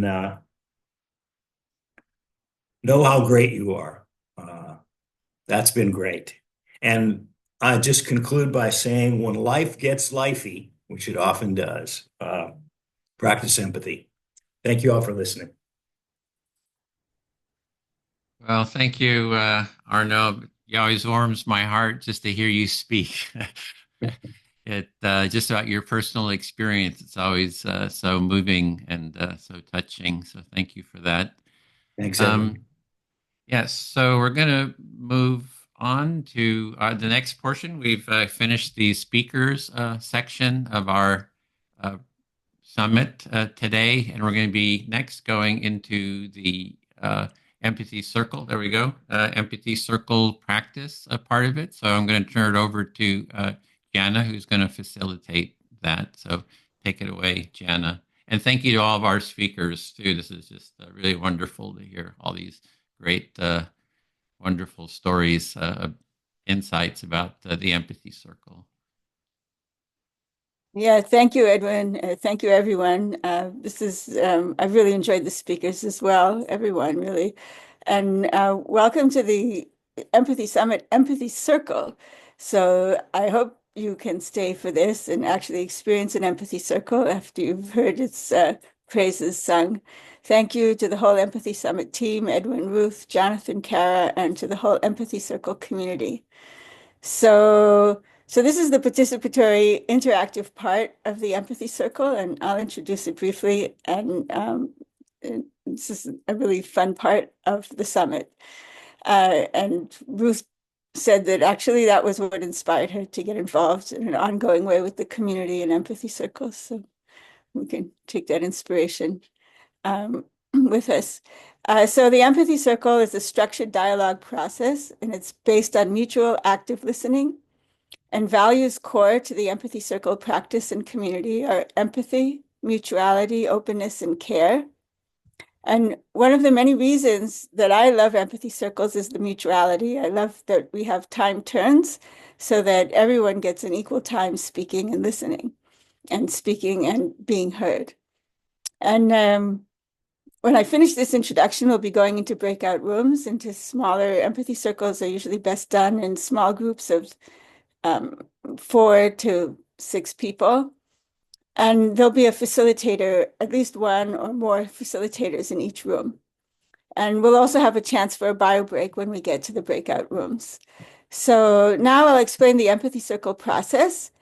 And it's about a 4 or 5 minute explanation. And if you don't get it now, there's no need to worry. You can still hop into an Empathy Circle.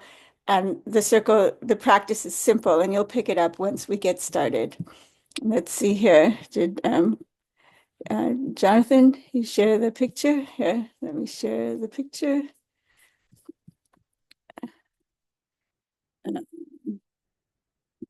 I'll pull this up. Just a moment. Here we go. So here's a little, we've seen these also in Edwin's talk. There's images of an empathy circle. There are 4 roles in the empathy circle. The 4 roles are the facilitator, the speaker, the active listener, and the silent listeners. And we all take turns speaking and actively listening and reflecting what the speaker says. The speaker chooses their listener and speaks to the circle topic. There's always a suggested topic or whatever is on their mind. And I like to say that we also become empathic speakers. The speaker is invited to speak in small chunks and to pause often so that the active listener can reflect what they heard. And if the speaker doesn't feel that all or part of the reflection is accurate, they can make corrections. When you're finished talking and you feel heard, you can indicate that by saying, I feel heard, or I'm complete. And if you feel complete before your time is up, you can end your turn early. There's no need to fill up the whole time.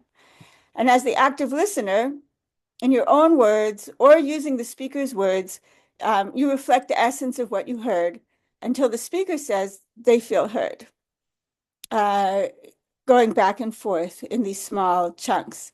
So as the active listener can ask the speaker to pause if you need to reflect before you hear more. And this is not a dialogue. So when you're the active listener, refrain from asking questions, advising, sympathizing, judging, agreeing, disagreeing. Your role is simply to reflect the speaker. And once your speaker reports being heard, it's your turn to be the next speaker. So the active listener becomes the next speaker, and that's how the turn changes. And everyone else is the silent listener, and this is an active role. The silent listener is listening to be fully present for the exchange between the speaker and the active listener, just as if they were the active listener. And sometimes the silent listener will be engaged in something that may be distracting. So please refrain from doing anything that would distract the circle. And if you need a break, just turn off your camera and mute and return to the circle as soon as you are able. We encourage everyone to keep their cameras on and to be fully present. And the facilitator is also a participant, and the facilitator keeps the time and will help to keep the empathy circle process going. And once people are experienced with an empathy circle, the facilitator is really just a timekeeper. The facilitator will be the first active listener and will model reflective listening. And as the first active listener, the facilitator will first invite someone to volunteer to be the first speaker. But after that, the listener then becomes the speaker. And every breakout room, as I mentioned, will have a facilitator. And you can recognize us because we have ECF next to our name, which stands for Empathy Circle Facilitator. And you may have more than one facilitator in the room, and that's okay. And we will be recording some of the breakout rooms. So if you would not like to be recorded, please put NR next to your name. We'll be taking 3-minute turns.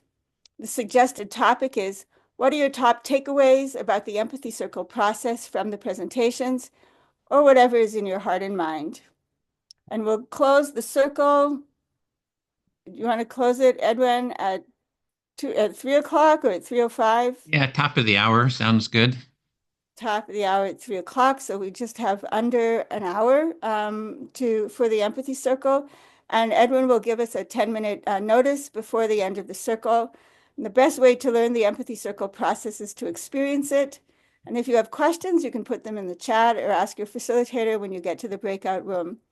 And are we ready, Edwin, with the rooms? Yeah, we're set. I've made the rooms, and at this point, some people drop out, and then I have to juggle the rooms. But so if you're not going to be staying for the circle, right now is the moment to drop out. We have about let me see, somebody did just drop out, so I'm going to move somebody to room 2. So we have 4 to 5. We have 5 people for each room. And like you were saying, we have 3-minute turns. We come back at the top of the hour. So I think we're ready to open all the rooms. And just to double check. Oh, yeah. Yeah, and Jonathan will stay in the main room. So, okay, well, here we go. Oh, and open all the rooms. There we go.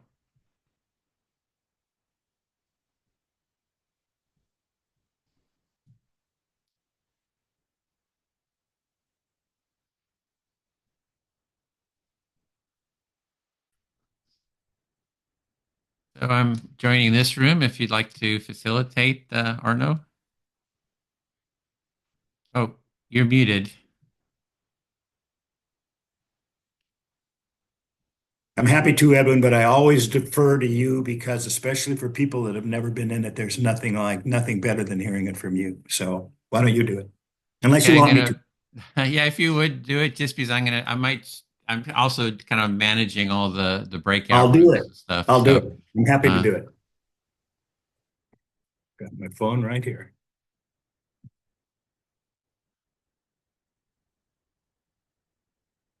Right. So we've got Arno, Edwin, Jesse, Yehuda, and Tina. So we've got lots of facilitators. All right. Well, I'm going to be the first listener. And Edwin, why don't you, will you listen? Oh, will you speak? Okay, I'll be the first speaker. Okay. And yeah, I'm speaking to you. Yeah, what comes to mind, I mentioned it in the circle, but I just love you. You're just you're just such a warm, caring, just your warmth. I love it. You're sharing your personal stories of your experience was just very meaningful to me. Well, you appreciated my sharing and that I'm a warm and a personable person, and that's warms my heart. Yeah, to be in the circle with you. First thing you came away with is your heart being warm. And yesterday I just sent out the email about the closing of the Empathy Center in Santa Barbara. So that was, just kind of explaining to everyone. I shared it with the community in Santa Barbara, it explained it, quite a while back. And we'd also had some going away dinners and so forth. But I just finally sent it out just to let everyone, on our list of about 3,500 people know about the closing of the physical location. Yeah. So you just sent out yesterday the story about the closing of the Empathy Center in Santa Barbara. You had shared it with the people in Santa Barbara, and there had been some final get-togethers at the Empathy Center. But now you had a chance to send it out to 3,500 people. And yeah, so now looking like how do we move forward and kind of looking at the planning. And I just loved what the ideas like Zach had about holding these house parties too. That's a good way, because finding a place. Everybody's been looking in Santa Barbara like, oh, where do we hold the empathy circles? But anyone can kind of get the ball rolling just by holding a house, a house party too. So I think it's a good way to just get the ball rolling. So the question is, how do we go forward? What happens next? And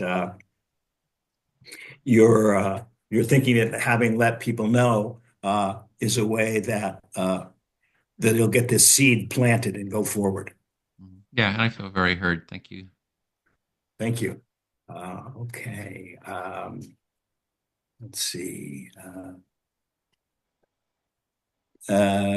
Jesse, will you listen? Yes, I'm listening. Thank you. Can you hear me? Yes, I can hear you. Great. Okay. Get the timer going here. Excuse me. I had an interesting experience that happened over the last couple of weeks that I want to talk about. I'll make it personal. You had a couple of interesting experiences you'd like to talk about. You want to make that personal. I have a friend who's nearing the end of his life, and he asked me if I would help him get his thoughts in order from the standpoint of a will, because I am a lawyer. And I told him at the beginning that I was the wrong guy for it, that he needed to see an estate planning lawyer, but he would add nothing of it. He just wanted me to do it. A friend of you asked you to help him to organize his thoughts and put it down as a will. And you told him you are not the right person in the position to help. He need a professional estate planner. And I had two emotions that continued during the process. One was that I really wanted somebody else to do it, and the other was that as a friend, he's always asked me to do things in the past for him lawyerly, even though he knows I'm an immigration lawyer, and he's never once offered to pay me. So you have two emotions in your mind, in you come up going this process. One is you want somebody else to do this task. You don't think you're the right person. Two is in the past, he used your legal services many times, but never intend to compensate you for your professional service. I was surprised that that I took things personally from the standpoint of, am I going to get paid for what I do? And then and my worrying hat is, am I going to get sued for doing this? So you had conflict feeling of, are you going to get paid this time, or are you going to get sued if it doesn't work out because it's not really your expertise? And the surprising thing was, here I'm sitting with my friend who's dying, taking notes, and it just seems surreal. What I really wanted to be able to do was just hug him and not do anything but love him and value the friendship time we've had together, for 40 years. So when you're facing him face to face, you feel it's something real happening in the present moment, and appreciate 40 years of friendship. You just want to love him, and then all the other thoughts went away. And I had a chance to spend time with him and his sons yesterday, and before we sat together, before we sat together, I shared the overview about me not being the right guy with his sons, and I think they understood. So you had a time sitting together with his son and himself, three of you, and then sharing that you're not the right guy. You just want to be here to be as a friendship, but you're not the right person to do this. Thank you. I feel heard. Great. Okay. Yeah, Yehuda, Yes. can you be my listener? Do I pronounce your name right? Sure. Do I Yehuda. pronounce Yehuda? Okay, thank you. I listened to your speech and I'm very inspired from your research that the empathy. The first time I heard the word empathy was actually generated or invented by Carl Rogers. You were inspired to hear this news to you that actually it was invented by Carl Rogers not so long ago.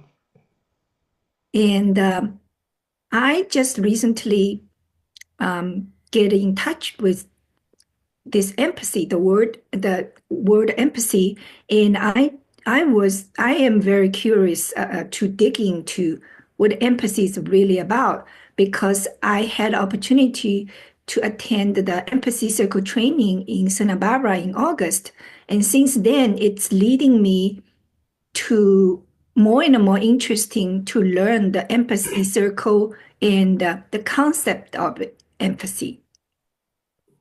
So you discovered a completely new line of adventurous discoveries through joining the empathy circles in Santa Barbara, and you keep discovering new things ever since. Yes, thank you. And I just think the empathy circle itself, it's a very unique thing because the more I practice empathy circle, the more I feel the benefit of appreciate the simplicity, effectiveness, and also the benefit that in Santa Barbara, everybody, we have a volunteer of 15 people that came when the empathy circle physical location, we lost the physical location, we volunteered to stick together to make the happening because every one of us have deep in touch and feel something about it. You feel that something very deep happened in you by joining the empathy circles, and you can feel that a community was created around it, a non-interest in self-interest community. People really there to listen to each other, and you observe that it made changes in you being a part of it, and actually it created a community that even survived the closing of the center, and maybe something even greater will come out of it. Thank you. Yes. And also, I feel what we need is something like what you do research and have some series, some series support this, why it's so effective, why it's helping everybody in the extended to more of a life, like in business and in other area, like a school for student. So really spread this empathy as a culture in a very step-by-step effective way that have a good effective to the society. You're developing interest in the research of empathy, such as I presented and others presented. You're really interested in the science of it, in the method of it, in the ongoing research of it, because you feel it belongs everywhere and it can benefit everyone. And also it can be as a effective backup. You have to watch okay. the time, Jesse. But okay. You can wave the clock or something to let people know. Okay. Thank you. Yes, I really think some theory to support this this simple activity will be really helpful. I feel, yeah. You believe that alongside doing it, thinking about it, methodologizing it, theorizing it, can be an additional development for this movement. Yes, I feel heard. Thank you very much. Pleasure. Thank you.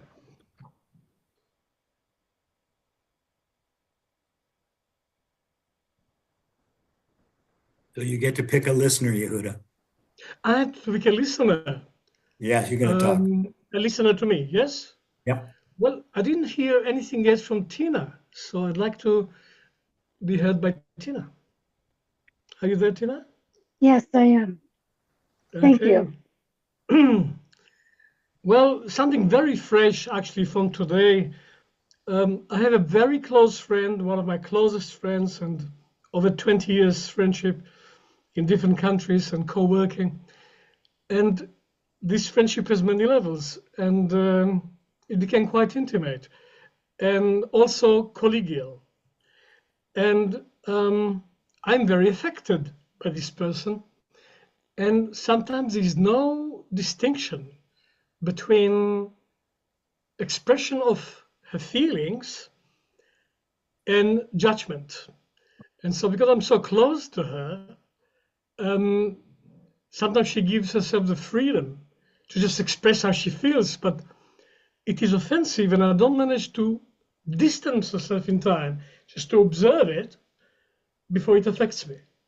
And she's always disappointed by that. So what I heard is that you have an intimate but a collegiate relationship with a friend, and sometimes the way she conveys her feelings, the lines are blurred, and you question, there's a disconnect that you question in terms of judgment and how she makes you feel in that moment. Yes, I am not getting it when she just expresses herself and when she is actually forming an opinion of me. So the way I miss these boundaries. So the way she's expressing herself makes you question how she sees you. Yes, yes, and because she's close to me, it can be very painful. And how she sees you, you find that it is not what you expected, and it causes you pain. Yeah, it caused me pain and disappointment. Mm-hmm. Pain and disappointment.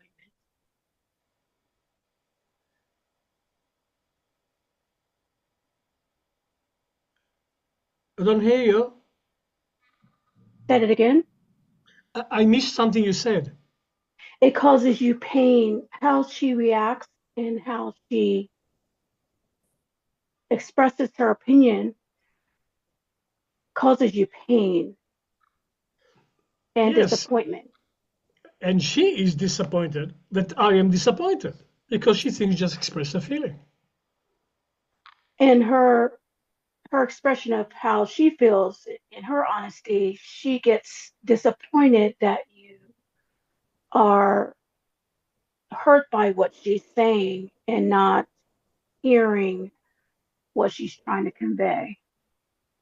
Yeah, it becomes a tango of disappointments.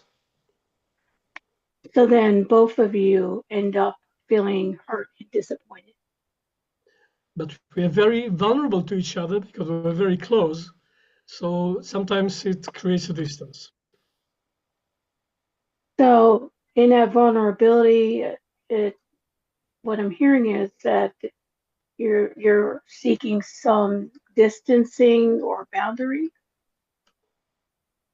to protect your feelings. Yes, and then it takes a while to return to closeness. And so when that disconnect occurs, when you're trying to protect yourself from hurt, she senses that there's a distancing, but that's what happens because of the way she communicates to you. That's Yes. time. Just Yes. yeah. Yes, Tina, I feel heard. Thank you very much. Oh, you're welcome. Thank you. Arnold, will you be my listener? Yes. So I'll share my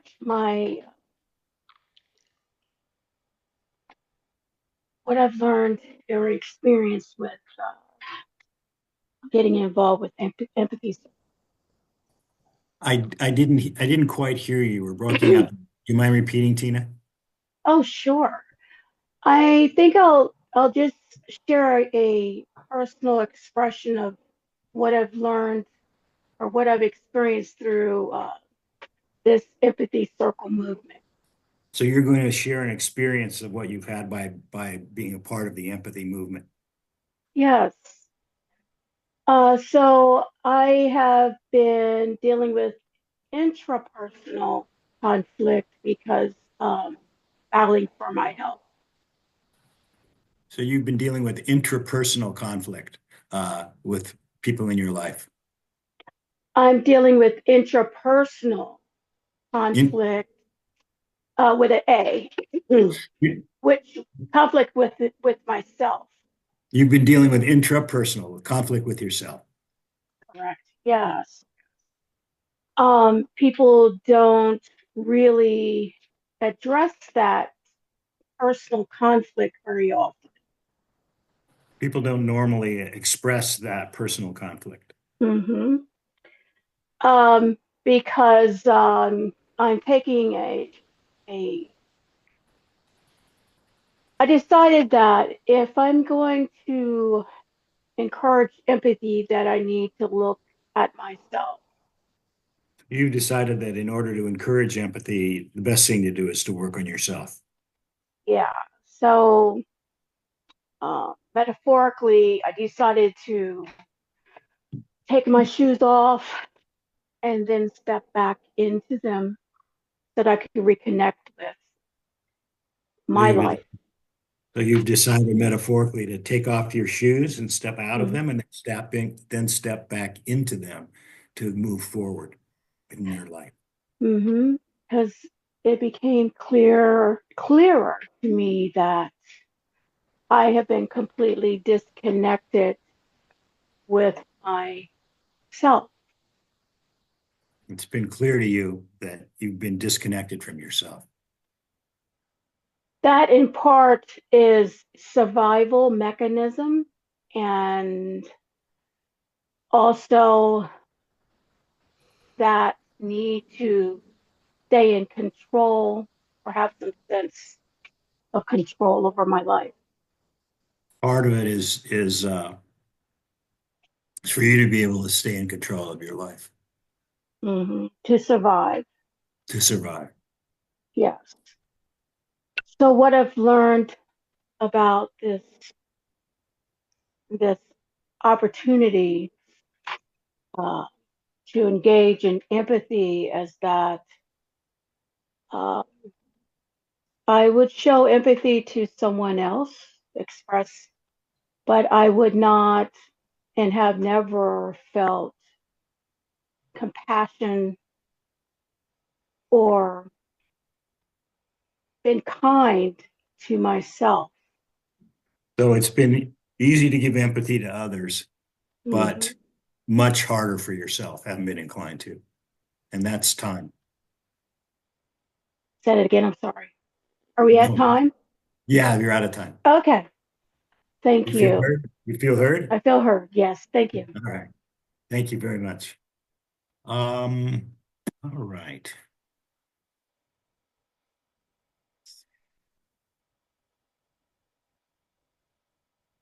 Edwin, will you listen?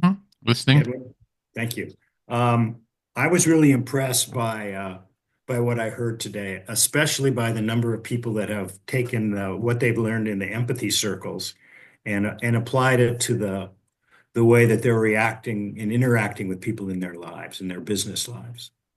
So you're impressed by what you're hearing in the summit today, and especially the part where people are talking about how they're applying it in their own personal lives, in business, or in their personal life.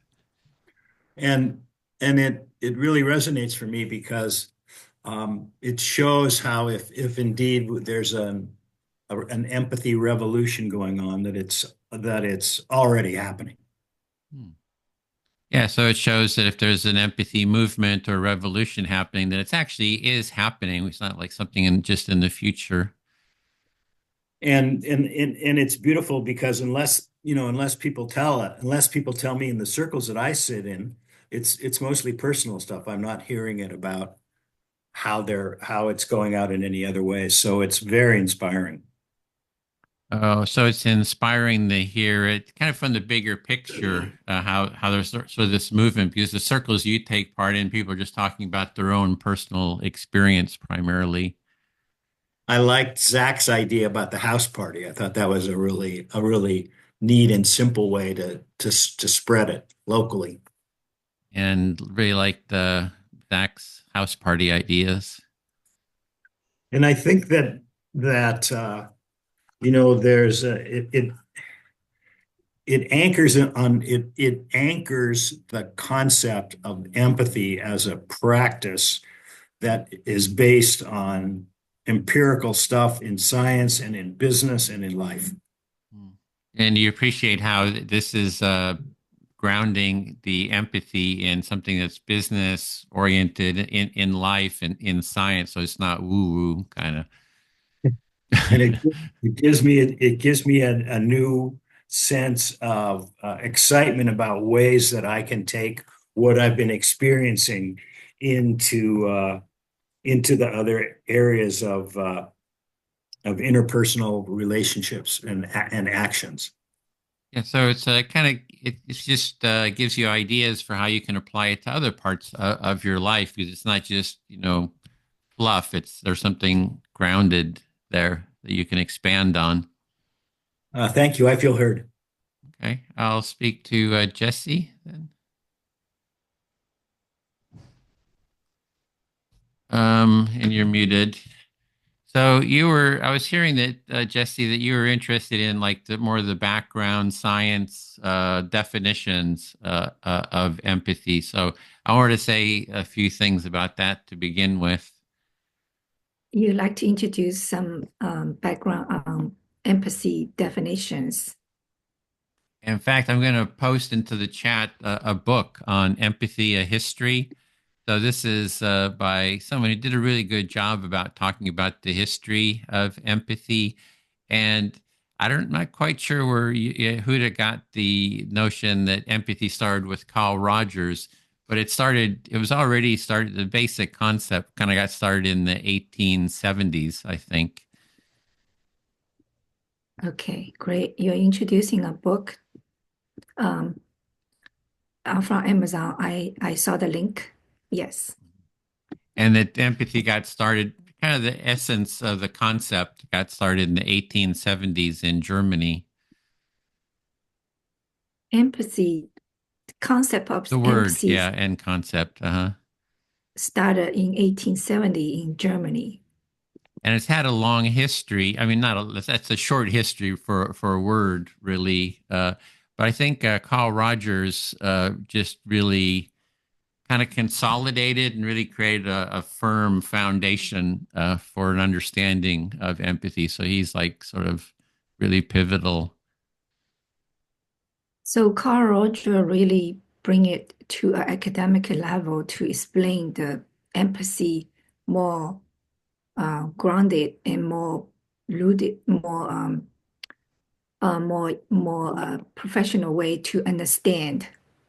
I think he merged the scientific and the practical. Like he did active listening, which is very practical. It's what, Arno is talking about. There's a practicality, a groundedness, and having that practice grounded it, and he developed that practice. But he also really articulated the science of it and did studies and so forth. So kind of merging those, making it a very grounded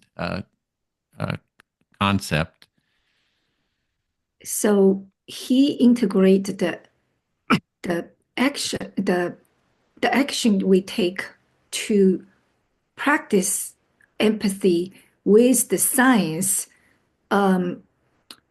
theory versus practice together, and he really solidified the empathy to actual practice of it based by science. Yeah, and finally, we do need some better definitions, and that's why I'm working on this definition project now. And I think it addresses the holistic empathy, addresses Tina's concern that, if she's listening, other people aren't listening to her. So that's only part of empathy. Holistic empathy is like the empathy circle. We're all listening to each other, and everyone gets equally, more or less equal time to be heard, which I think is kind of the true sort of deeper nature of empathy. So you are working on the definition, dig deep on definition of empathy, and also want to bring up the holistic practice of empathy is everybody have the chance to be heard and to be mirrored of themselves, which was Tina was talking about. So bring herself in the picture, not just stay outside the picture, just listen to others. Yes, exactly. I feel very heard. Thank you. You're welcome.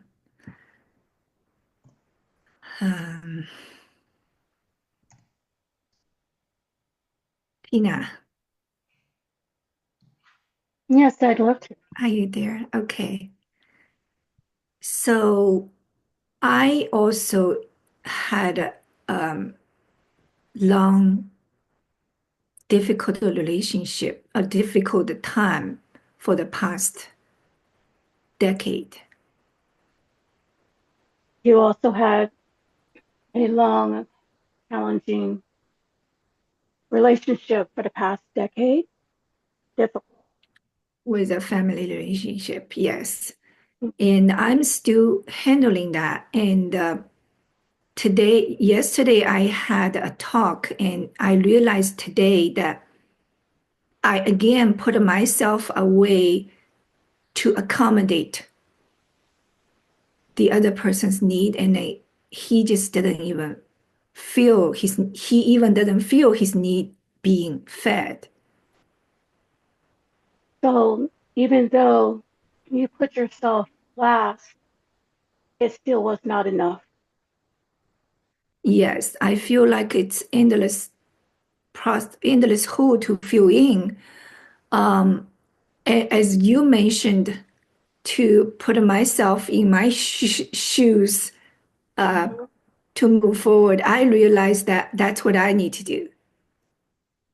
So you connected with what I shared about the need for self-empathy. Yes. The thing is, how do I communicate with him? It's not he wants to be that way, but he didn't understand. And he didn't want to practice empathy circle. So my challenge is, how do I communicate this without hurt him, without hurt his feeling, but to show him as is. So you're struggling with how to communicate without causing greater conflict and trying to get to understand what your needs are in this current or ongoing challenge. Yes. Yes. So it's still challenging for me, but I feel entering this empathy circle space, it does really open up my mind to improve my situation. So you're finding the empathy circles providing you the light guidance you need to figure out how to deal or better deal with challenges communicating with your Yes, family and members. I feel I find the right place and I'm not alone here. So I really am glad I entered into this space. Yes, and you're grateful for being a part of the family. Yes. Time. Okay. So I'm originally from China. I hope I can explore that side too, but I'm not very experienced yet by myself. So that's my next hope. So So your next hope is like cross-culturally applying empathy circles. If I understand you correctly.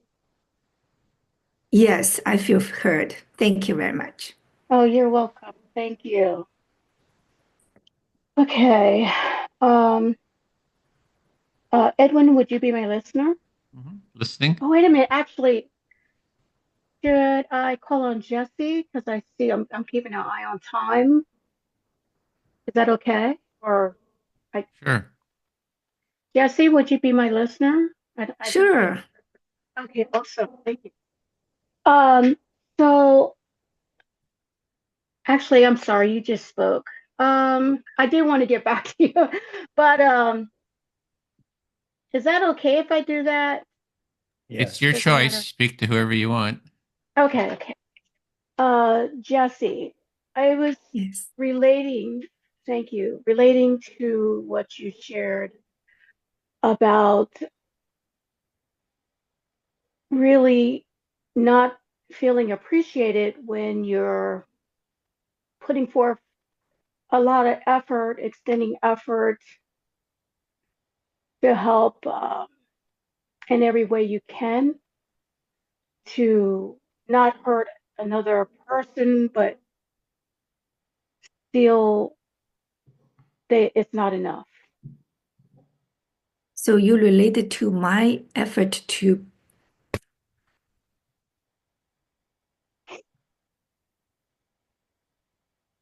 sorry, my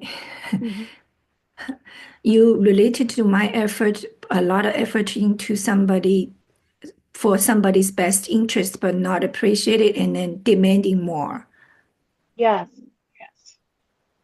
And I could relate to that because I will jump to do anything I can to help someone.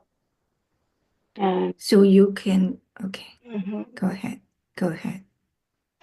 I will do everything I can to help someone, whatever it is they need, question. And so feeling unappreciated, I've been feeling. So you feel you like to help anything you can to related to this effort because you also had a personal experience maybe can share. Yeah, share more advice.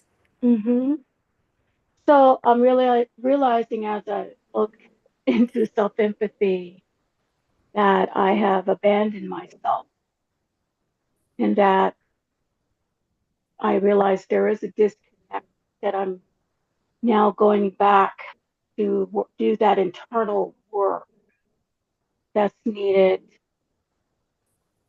to understand expectations. So on your own, you feel there's a disconnection for yourself, the empathy for yourself, and you feel you need to do some internal work to change the situation. Yeah, I see that understanding how you got here, where you're at in that moment, that didn't happen overnight. And so reconnecting on your path, I think will help me to be more assertive in conveying what needs to be conveyed without hurting people.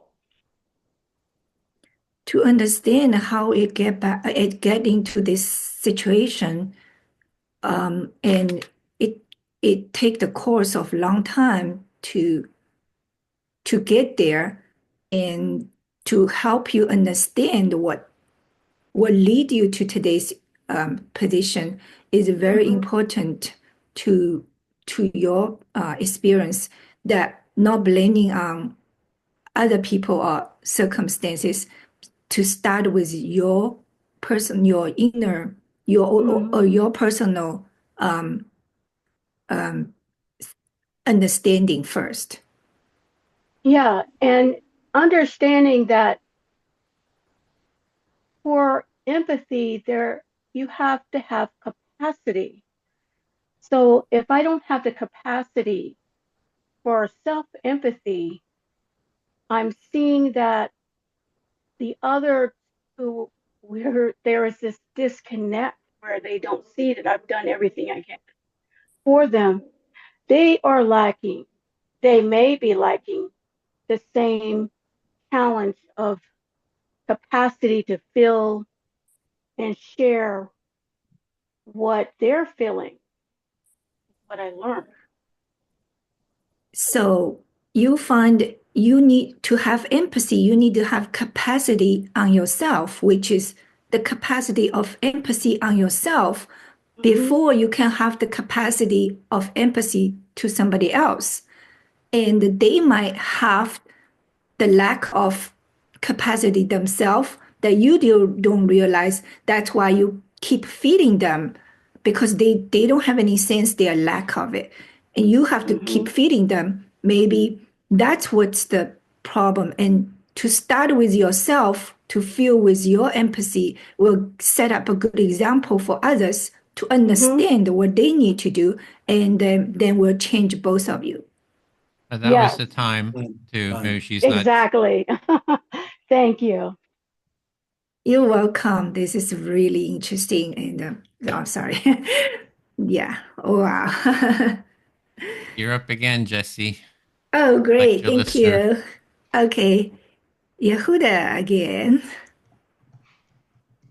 So, when I first attended the empathy circle, I really think this is going to really help with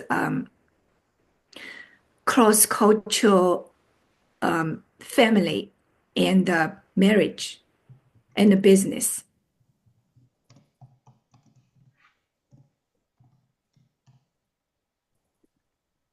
She selected you, Yehuda. I don't know if you heard that. Yehuda, can you hear me? Miss calling me, please. Sorry for that. Say it again. So when I first started with Empathy Circle, I really feel this is going to really help with cross-cultural family communication, cross-cultural marriage, and cross-cultural business.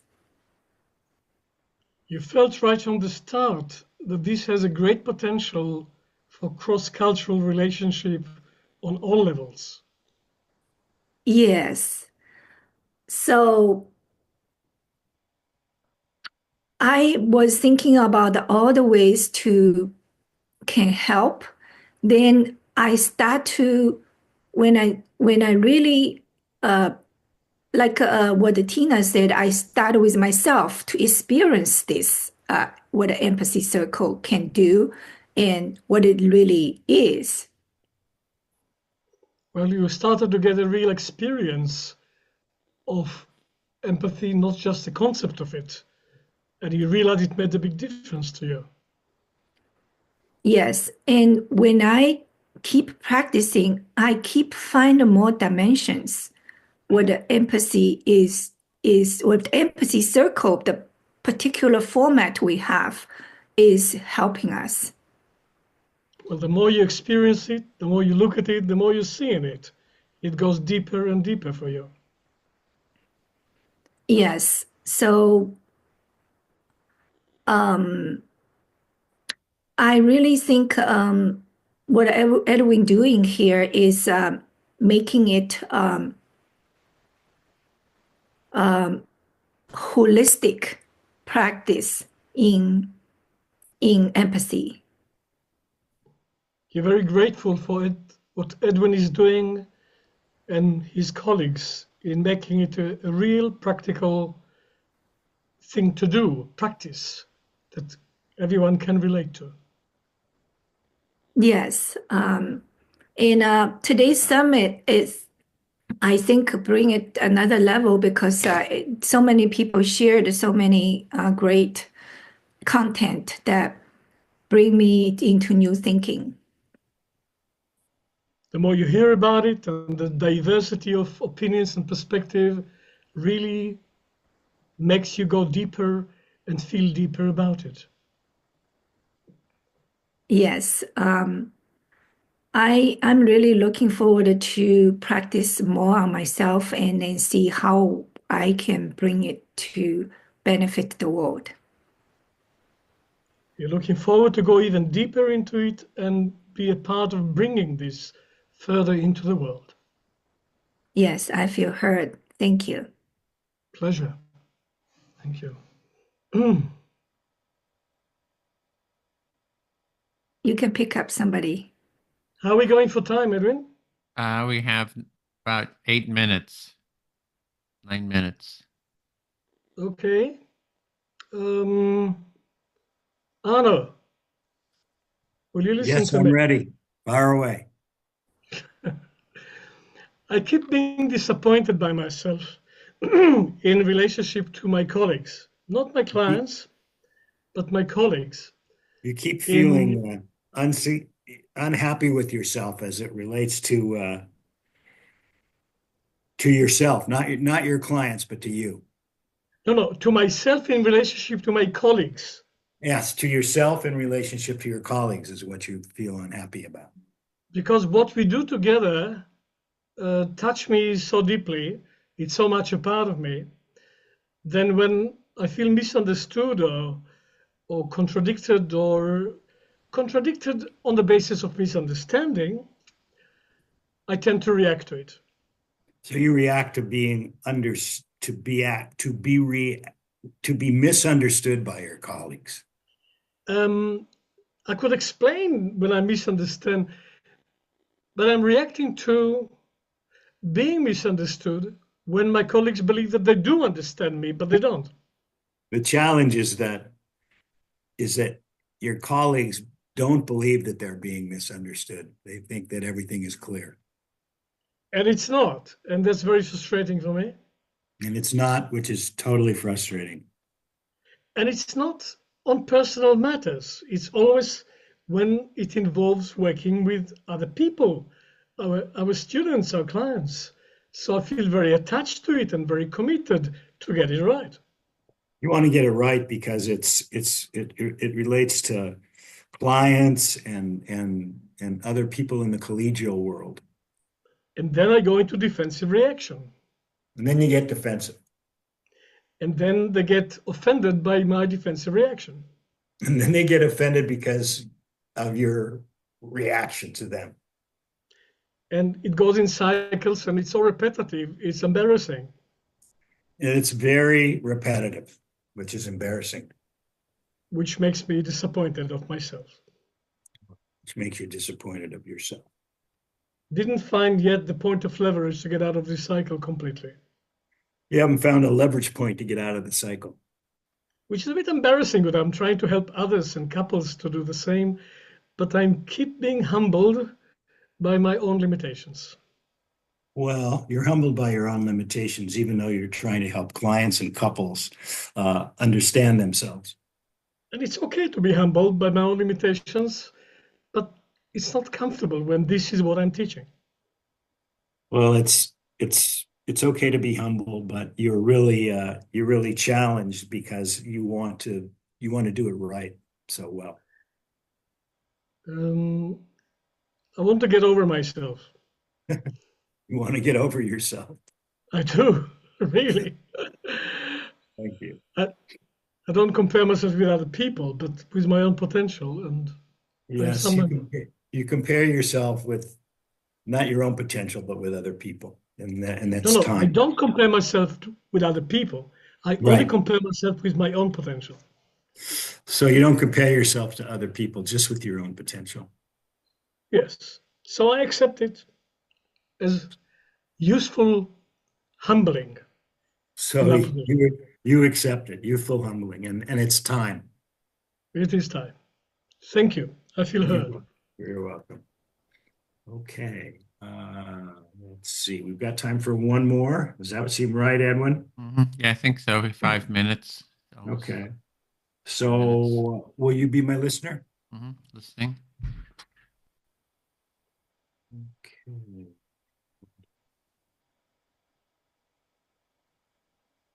Got to get my timer going. Sorry. Here we go. I'm impressed with every circle that I sit in because after a round or two, people start revealing things that really matter to them. Yeah, you're impressed by the circles because after we've gone a while, a couple of rounds, people really start sharing real stuff that's important to them.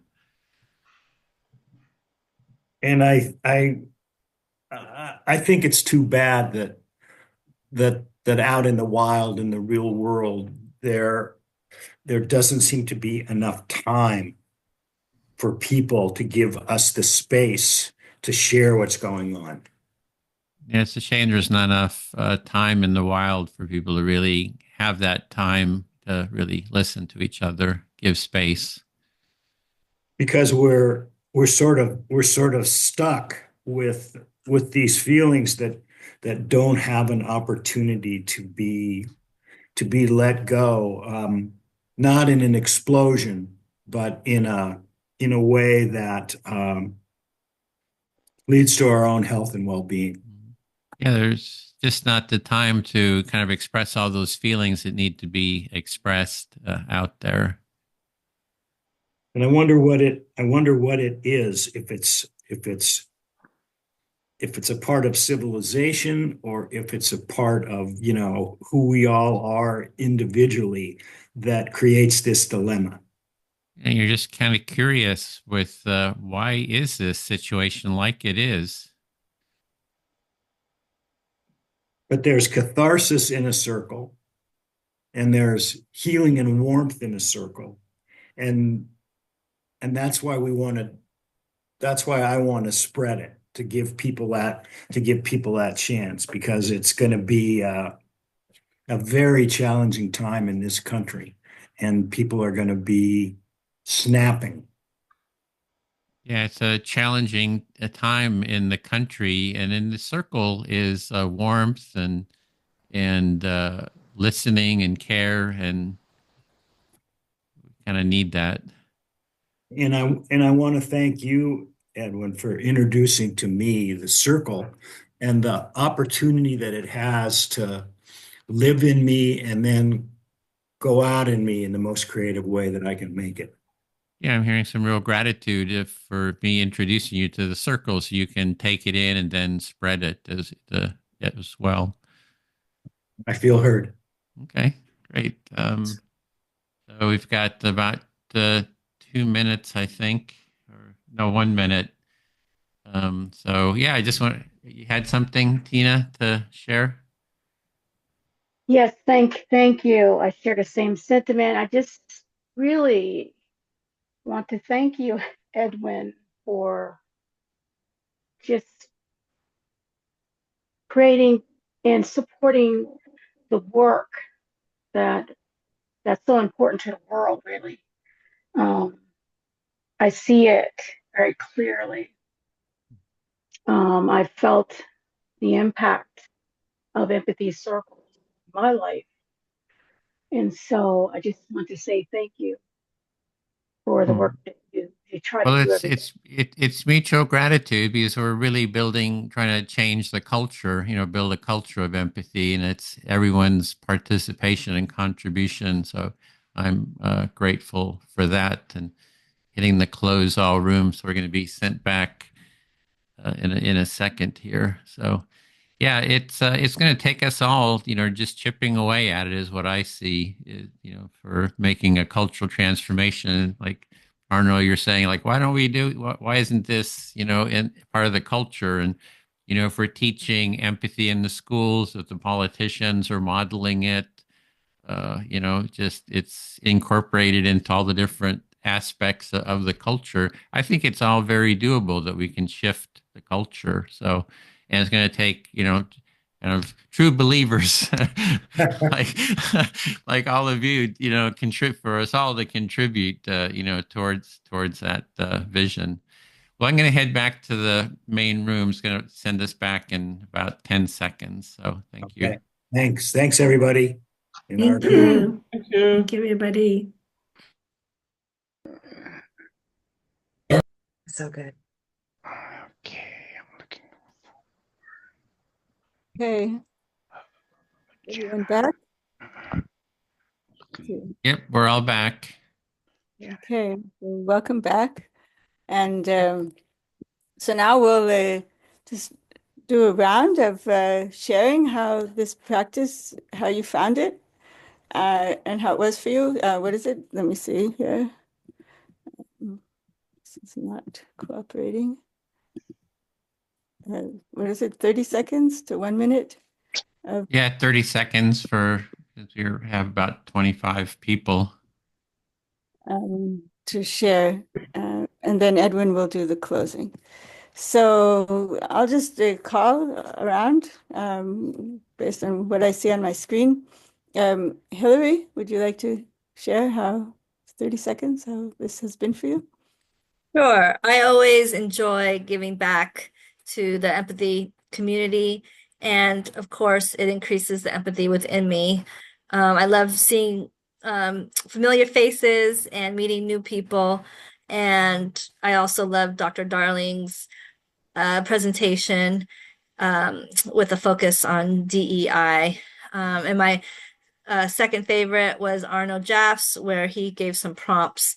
Instead of asking, what are you doing? You ask, what are you feeling or what are you needing? So thank you for including me today. It was very well structured, and the website told us what to expect. Thank you. Melanie, nice to see you.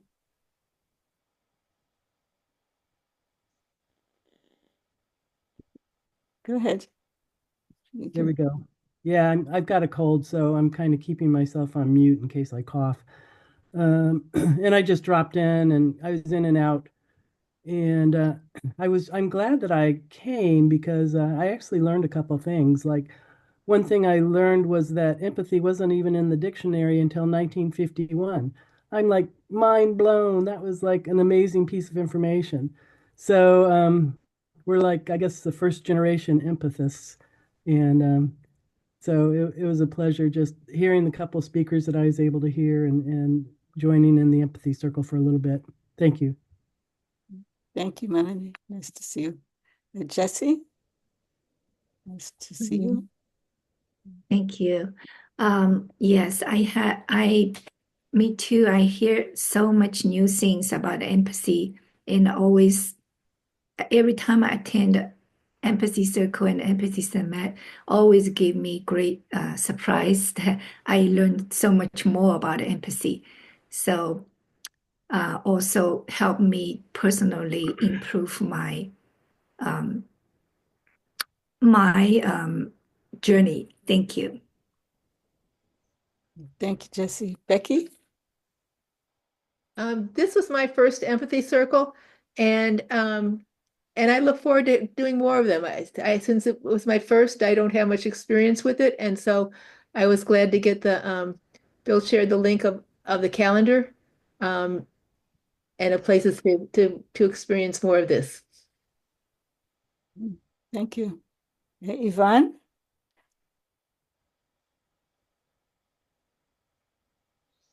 I didn't realize we were going around to everybody. Yeah, this was my first empathy circle, and I really also enjoyed hearing all the speakers, and it was very, I don't know, heartwarming, and I felt a lot of love coming through. Thank you. Bob? It's always a joy to be part of an empathy circle and to be listened to and to connect with people around the globe. So grateful. And thank you, Edwin, and thank you all for keeping this movement going. Maria, would you like to share how this summit was for you, the circle? Yeah. Thank you. It was wonderful. I learned a lot about empathy and also about similar practices. And it was also really inspiring to see so many people from the empathy circle community here and sharing their experience. You're a really amazing group. Thank you. Beata. Beata, the two Beatas, Beata Kakowska. So it was a great experience. As always, I took a lot of notes and I've learned a lot. Especially, it was interesting to learn about different approaches to empathy circles, different methodologies, and different definitions of empathy as well.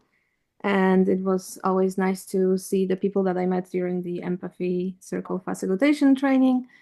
And it was great to participate in the circle at the end. Especially, I always enjoy to participate in circles with people that that I haven't met before, because that allows me to learn about new perspectives and experiences. Thank you. Thank you. Veronica, would you like to share? Most certainly. I am so excited to kick off a new year. I kind of got I did receive confirmation. I attended a holiday celebration, and one of the parting gifts from a host was a inspiration band. And my inspiration band said, "Be present." And so today I felt like I was able to be present for some new individuals that hadn't been in a circle before. And I'm just happy and glad to see our circle again. Thank you. Thank you for the present. Thank you. Winona? Oh, hello, thank you. This is the second meeting I've done with being involved in the circle. I participated in a couple of trainings to keep it brief, but I've been doing a deep dive into all sorts of ways to keep hope in our future of humanity.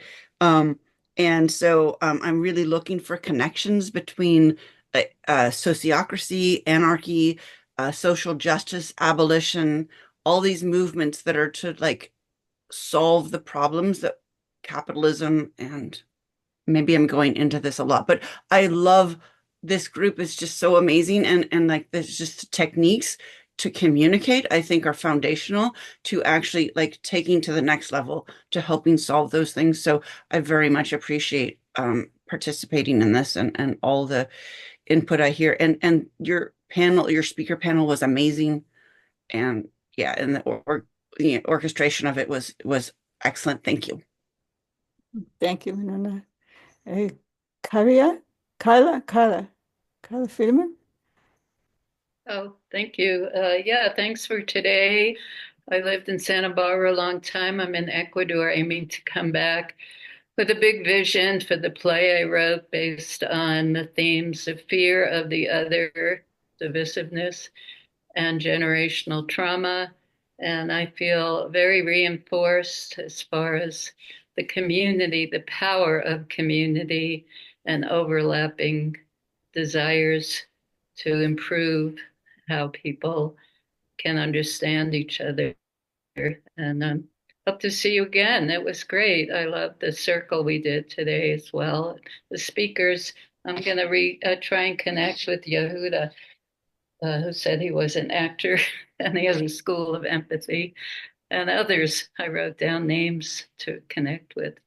Thank you. Thank you, Carla. Zahara Zara? If you can turn on the camera, that would be nice, but if you can't, that's all right. Hello. Sorry, my internet is not stable, therefore I could not open my camera. This is my first empathy circle meeting, and overall my experience is very wonderful. I really like the group activity where purpose of where I realized you have more worth, you have more value when others listen you actively. I'm eager to attend more training and join this platform. Thank you so much. Thank you very much. And I'm just curious, where are you from? I'm from Pakistan. Pakistan. Wonderful. Thank you. Thank you for coming. Salvador, we have Mexico. And I'm glad that I'm here today. And thank you, everybody, for your sharings. I feel very joyful. And I want to share 3 expressions that came to me: a new hope, new energy, new life. Thank you. Thank you very much. Yehuda? Well, I'm in Central Europe, and I don't know about you guys, but we hear many of us very worried about what's happening in America today. And this is one of the best things that I heard coming from America today. So you give me hope that lots of good things happen in America too. We don't hear so much about them. We mostly hear the bad news. So good for America, and give us hope and blessings on empathy circles. I'm very glad I was a part of it. Thank you, Yehuda. Thank you. Thank you for your presentation too. Maureen? Yes, I'm from Europe too. I'm so worried about the Eastern situation there. And yeah, it was lovely catching up again with the empathy circles. I think I've been a part of it for many years, and I've been missing in recent years. So it was a kind of a revival for me again today. And now we have a calendar, so we will be able to see where empathy circles are happening, and we will be able to join in. I suppose I also learned today from, I think, somebody, that you can also take an initiative and set up an empathy circle oneself. Thanks, everyone. Yeah, thank you, Mary. Thank you. Welcome. Tina? Thank you. Thank you, Edwin, and everyone that helped made this empathy circle possible. It's probably my favorite one. They're all so great. So I think for me, I'm looking forward to posting about today's summit, and I appreciate the opportunity to share space with everyone I was able to speak with today. And also, it reminds me how challenging it is to understand another person's perspective or thoughts or emotions, understanding capacity for empathy. Just a wonderful, I had a wonderful time. So thank you. And I look forward to the next summit. Thank you. Thank you so much, Tina. Ingrid, would you like to share? Yes, I just really love this community. I love how people come and want to spend their time to think and talk and share about empathy. It's really the smallest common denominator that we have as people, and I just can't say enough about this community. I'm so happy that you all came. Thank you. Thank you, Ingrid. The smallest and maybe the greatest common denominator. My math is not whatever. You know what I mean. Daniel? Yeah, I keep thinking about the connection between music and empathy circles. And yesterday, while I was driving, I thought, in a way, music is a structured form of relating to each other. It's just like we have a structure here that makes it easier to really connect and relate to each other and to be authentic with each other. Music, in a way, is exactly that. People get together and they agree on certain base rules, and because they agree on them, they can become one in the activity of making music with each other. And so you know, I think the power is tremendous. It's just really, really, really something else. And I feel like we're just sticking our fingers a little bit in it, and we go like, oh, this is pretty powerful, but there's an energy source behind it that's far beyond what we know as human beings yet. And so I have great hopes that this can move at some point like a critical mass type of thing really quickly. Thank you, Daniel. Ruth, would you like to share? Yeah, I think one of those powerful forces is Mr. Edwin Rutsch, because without him, we wouldn't be all together. And being in the empathy circle room today, there was such a strong presence with everybody, and I really appreciate, what was it, Daniel, Veronica, and Salvador, and let's see, how do you pronounce your name? Sorry, I'm going to have to go to the next page. Where are you? I can't find you. Anyway, there was one, there you are, Winona. I want to thank you all for the authentic empathy circle. It really meant a lot to me today. Thank you. Thank you, Ruth. Let's see, Arno. Yep. It's great to see your smiling face, Jana. That's always makes me happy. And I'm really fortunate that I met Edwin, that I live in Santa Barbara, that we've got a community here that is meeting every Sunday to do empathy circles and spreading the word. And it was really powerful today, and I feel 1,000% better than when I started. So thanks.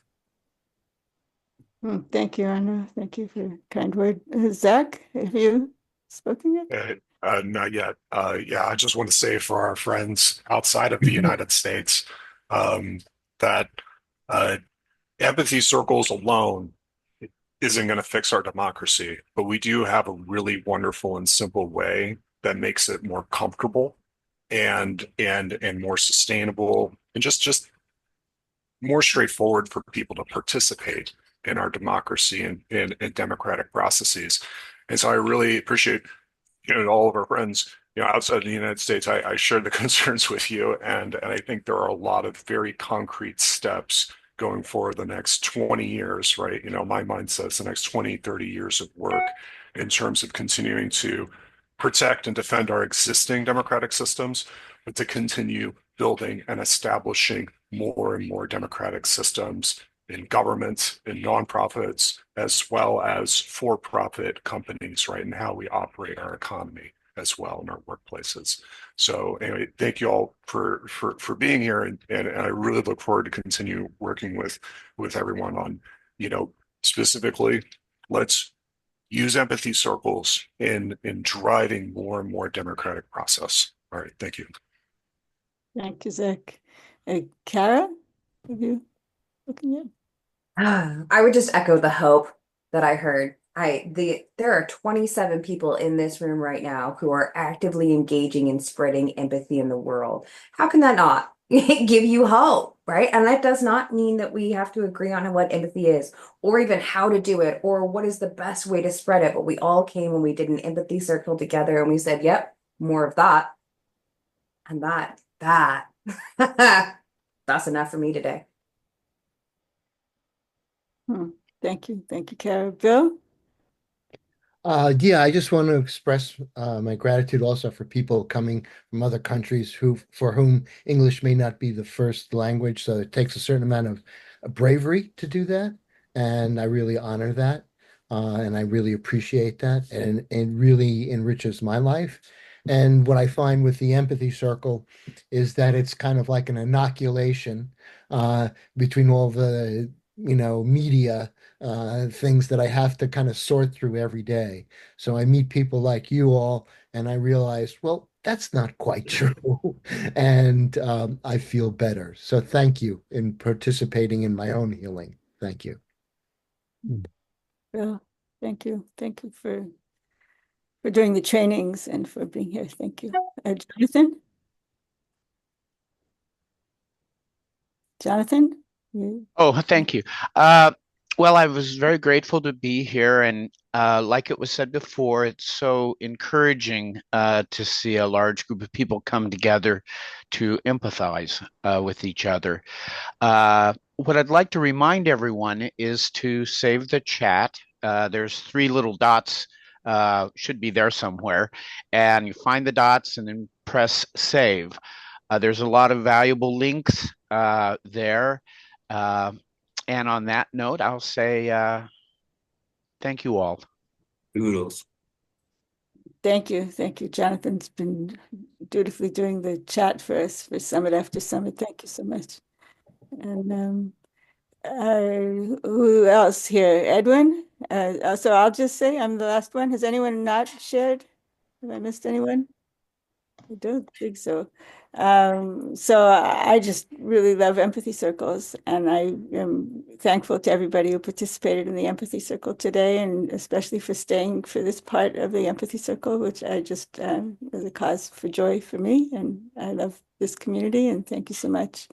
And Edwin, you can share how this Okay. circle was for you and closing. Yeah, and do the closing too. So, yeah, thanks everyone for taking part. For me, it just gives me hope to see, like Cara was saying, there's 27 people here all thinking about how to build a more empathic society, and that can just keep growing.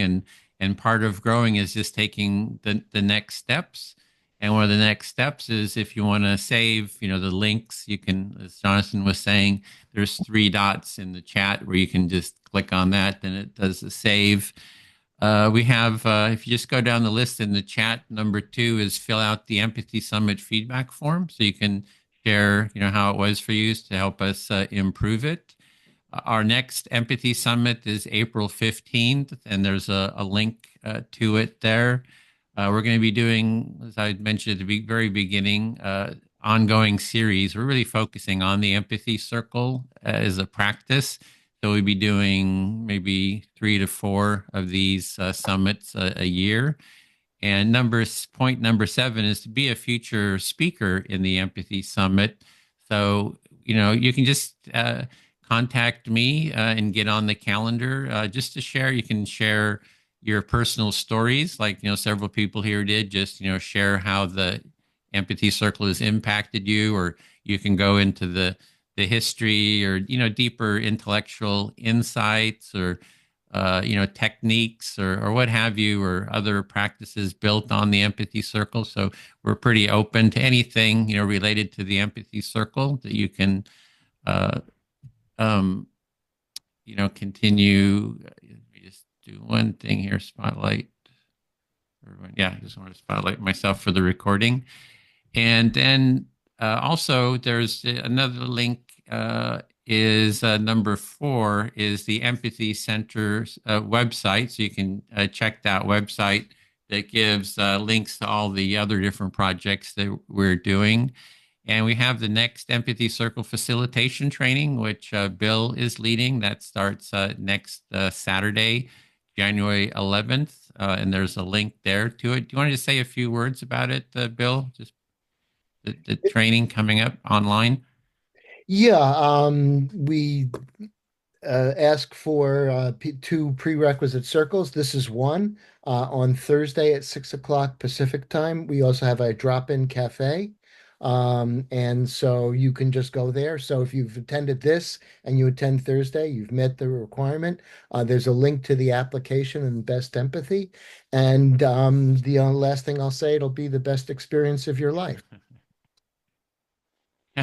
Thanks for that encouragement, Bill. And let's see what we have. Also, number 6 on the list there for next steps is the schedule for empathy circles worldwide. So we have a Google calendar, and anyone, if you're holding an empathy circle, or there's a bunch of people just holding empathy circles, we give you permission to add your events to the calendar. So you can just go to that link and just see all the different circles that are being held. And if you want to get on the calendar, just contact me and I'll kind of help set that up. Edwin Rutsch at gmail.com.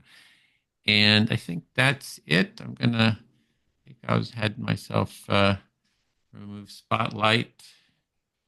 Let me just get wanted to get a gallery view here. I'd like to get a picture. If you have your cameras off, if you could turn them on, we want to get a final shot of applause hands for everybody. It's always great to capture that and post it to the website. And so thank you for taking part, and we'll see you again next time. We're in a circle and look forward to it. Keep building that empathy movement. And thank you so much. Adios, everyone. Bye-bye. Thanks. Bye. Bye, everybody. Bye. Thank you.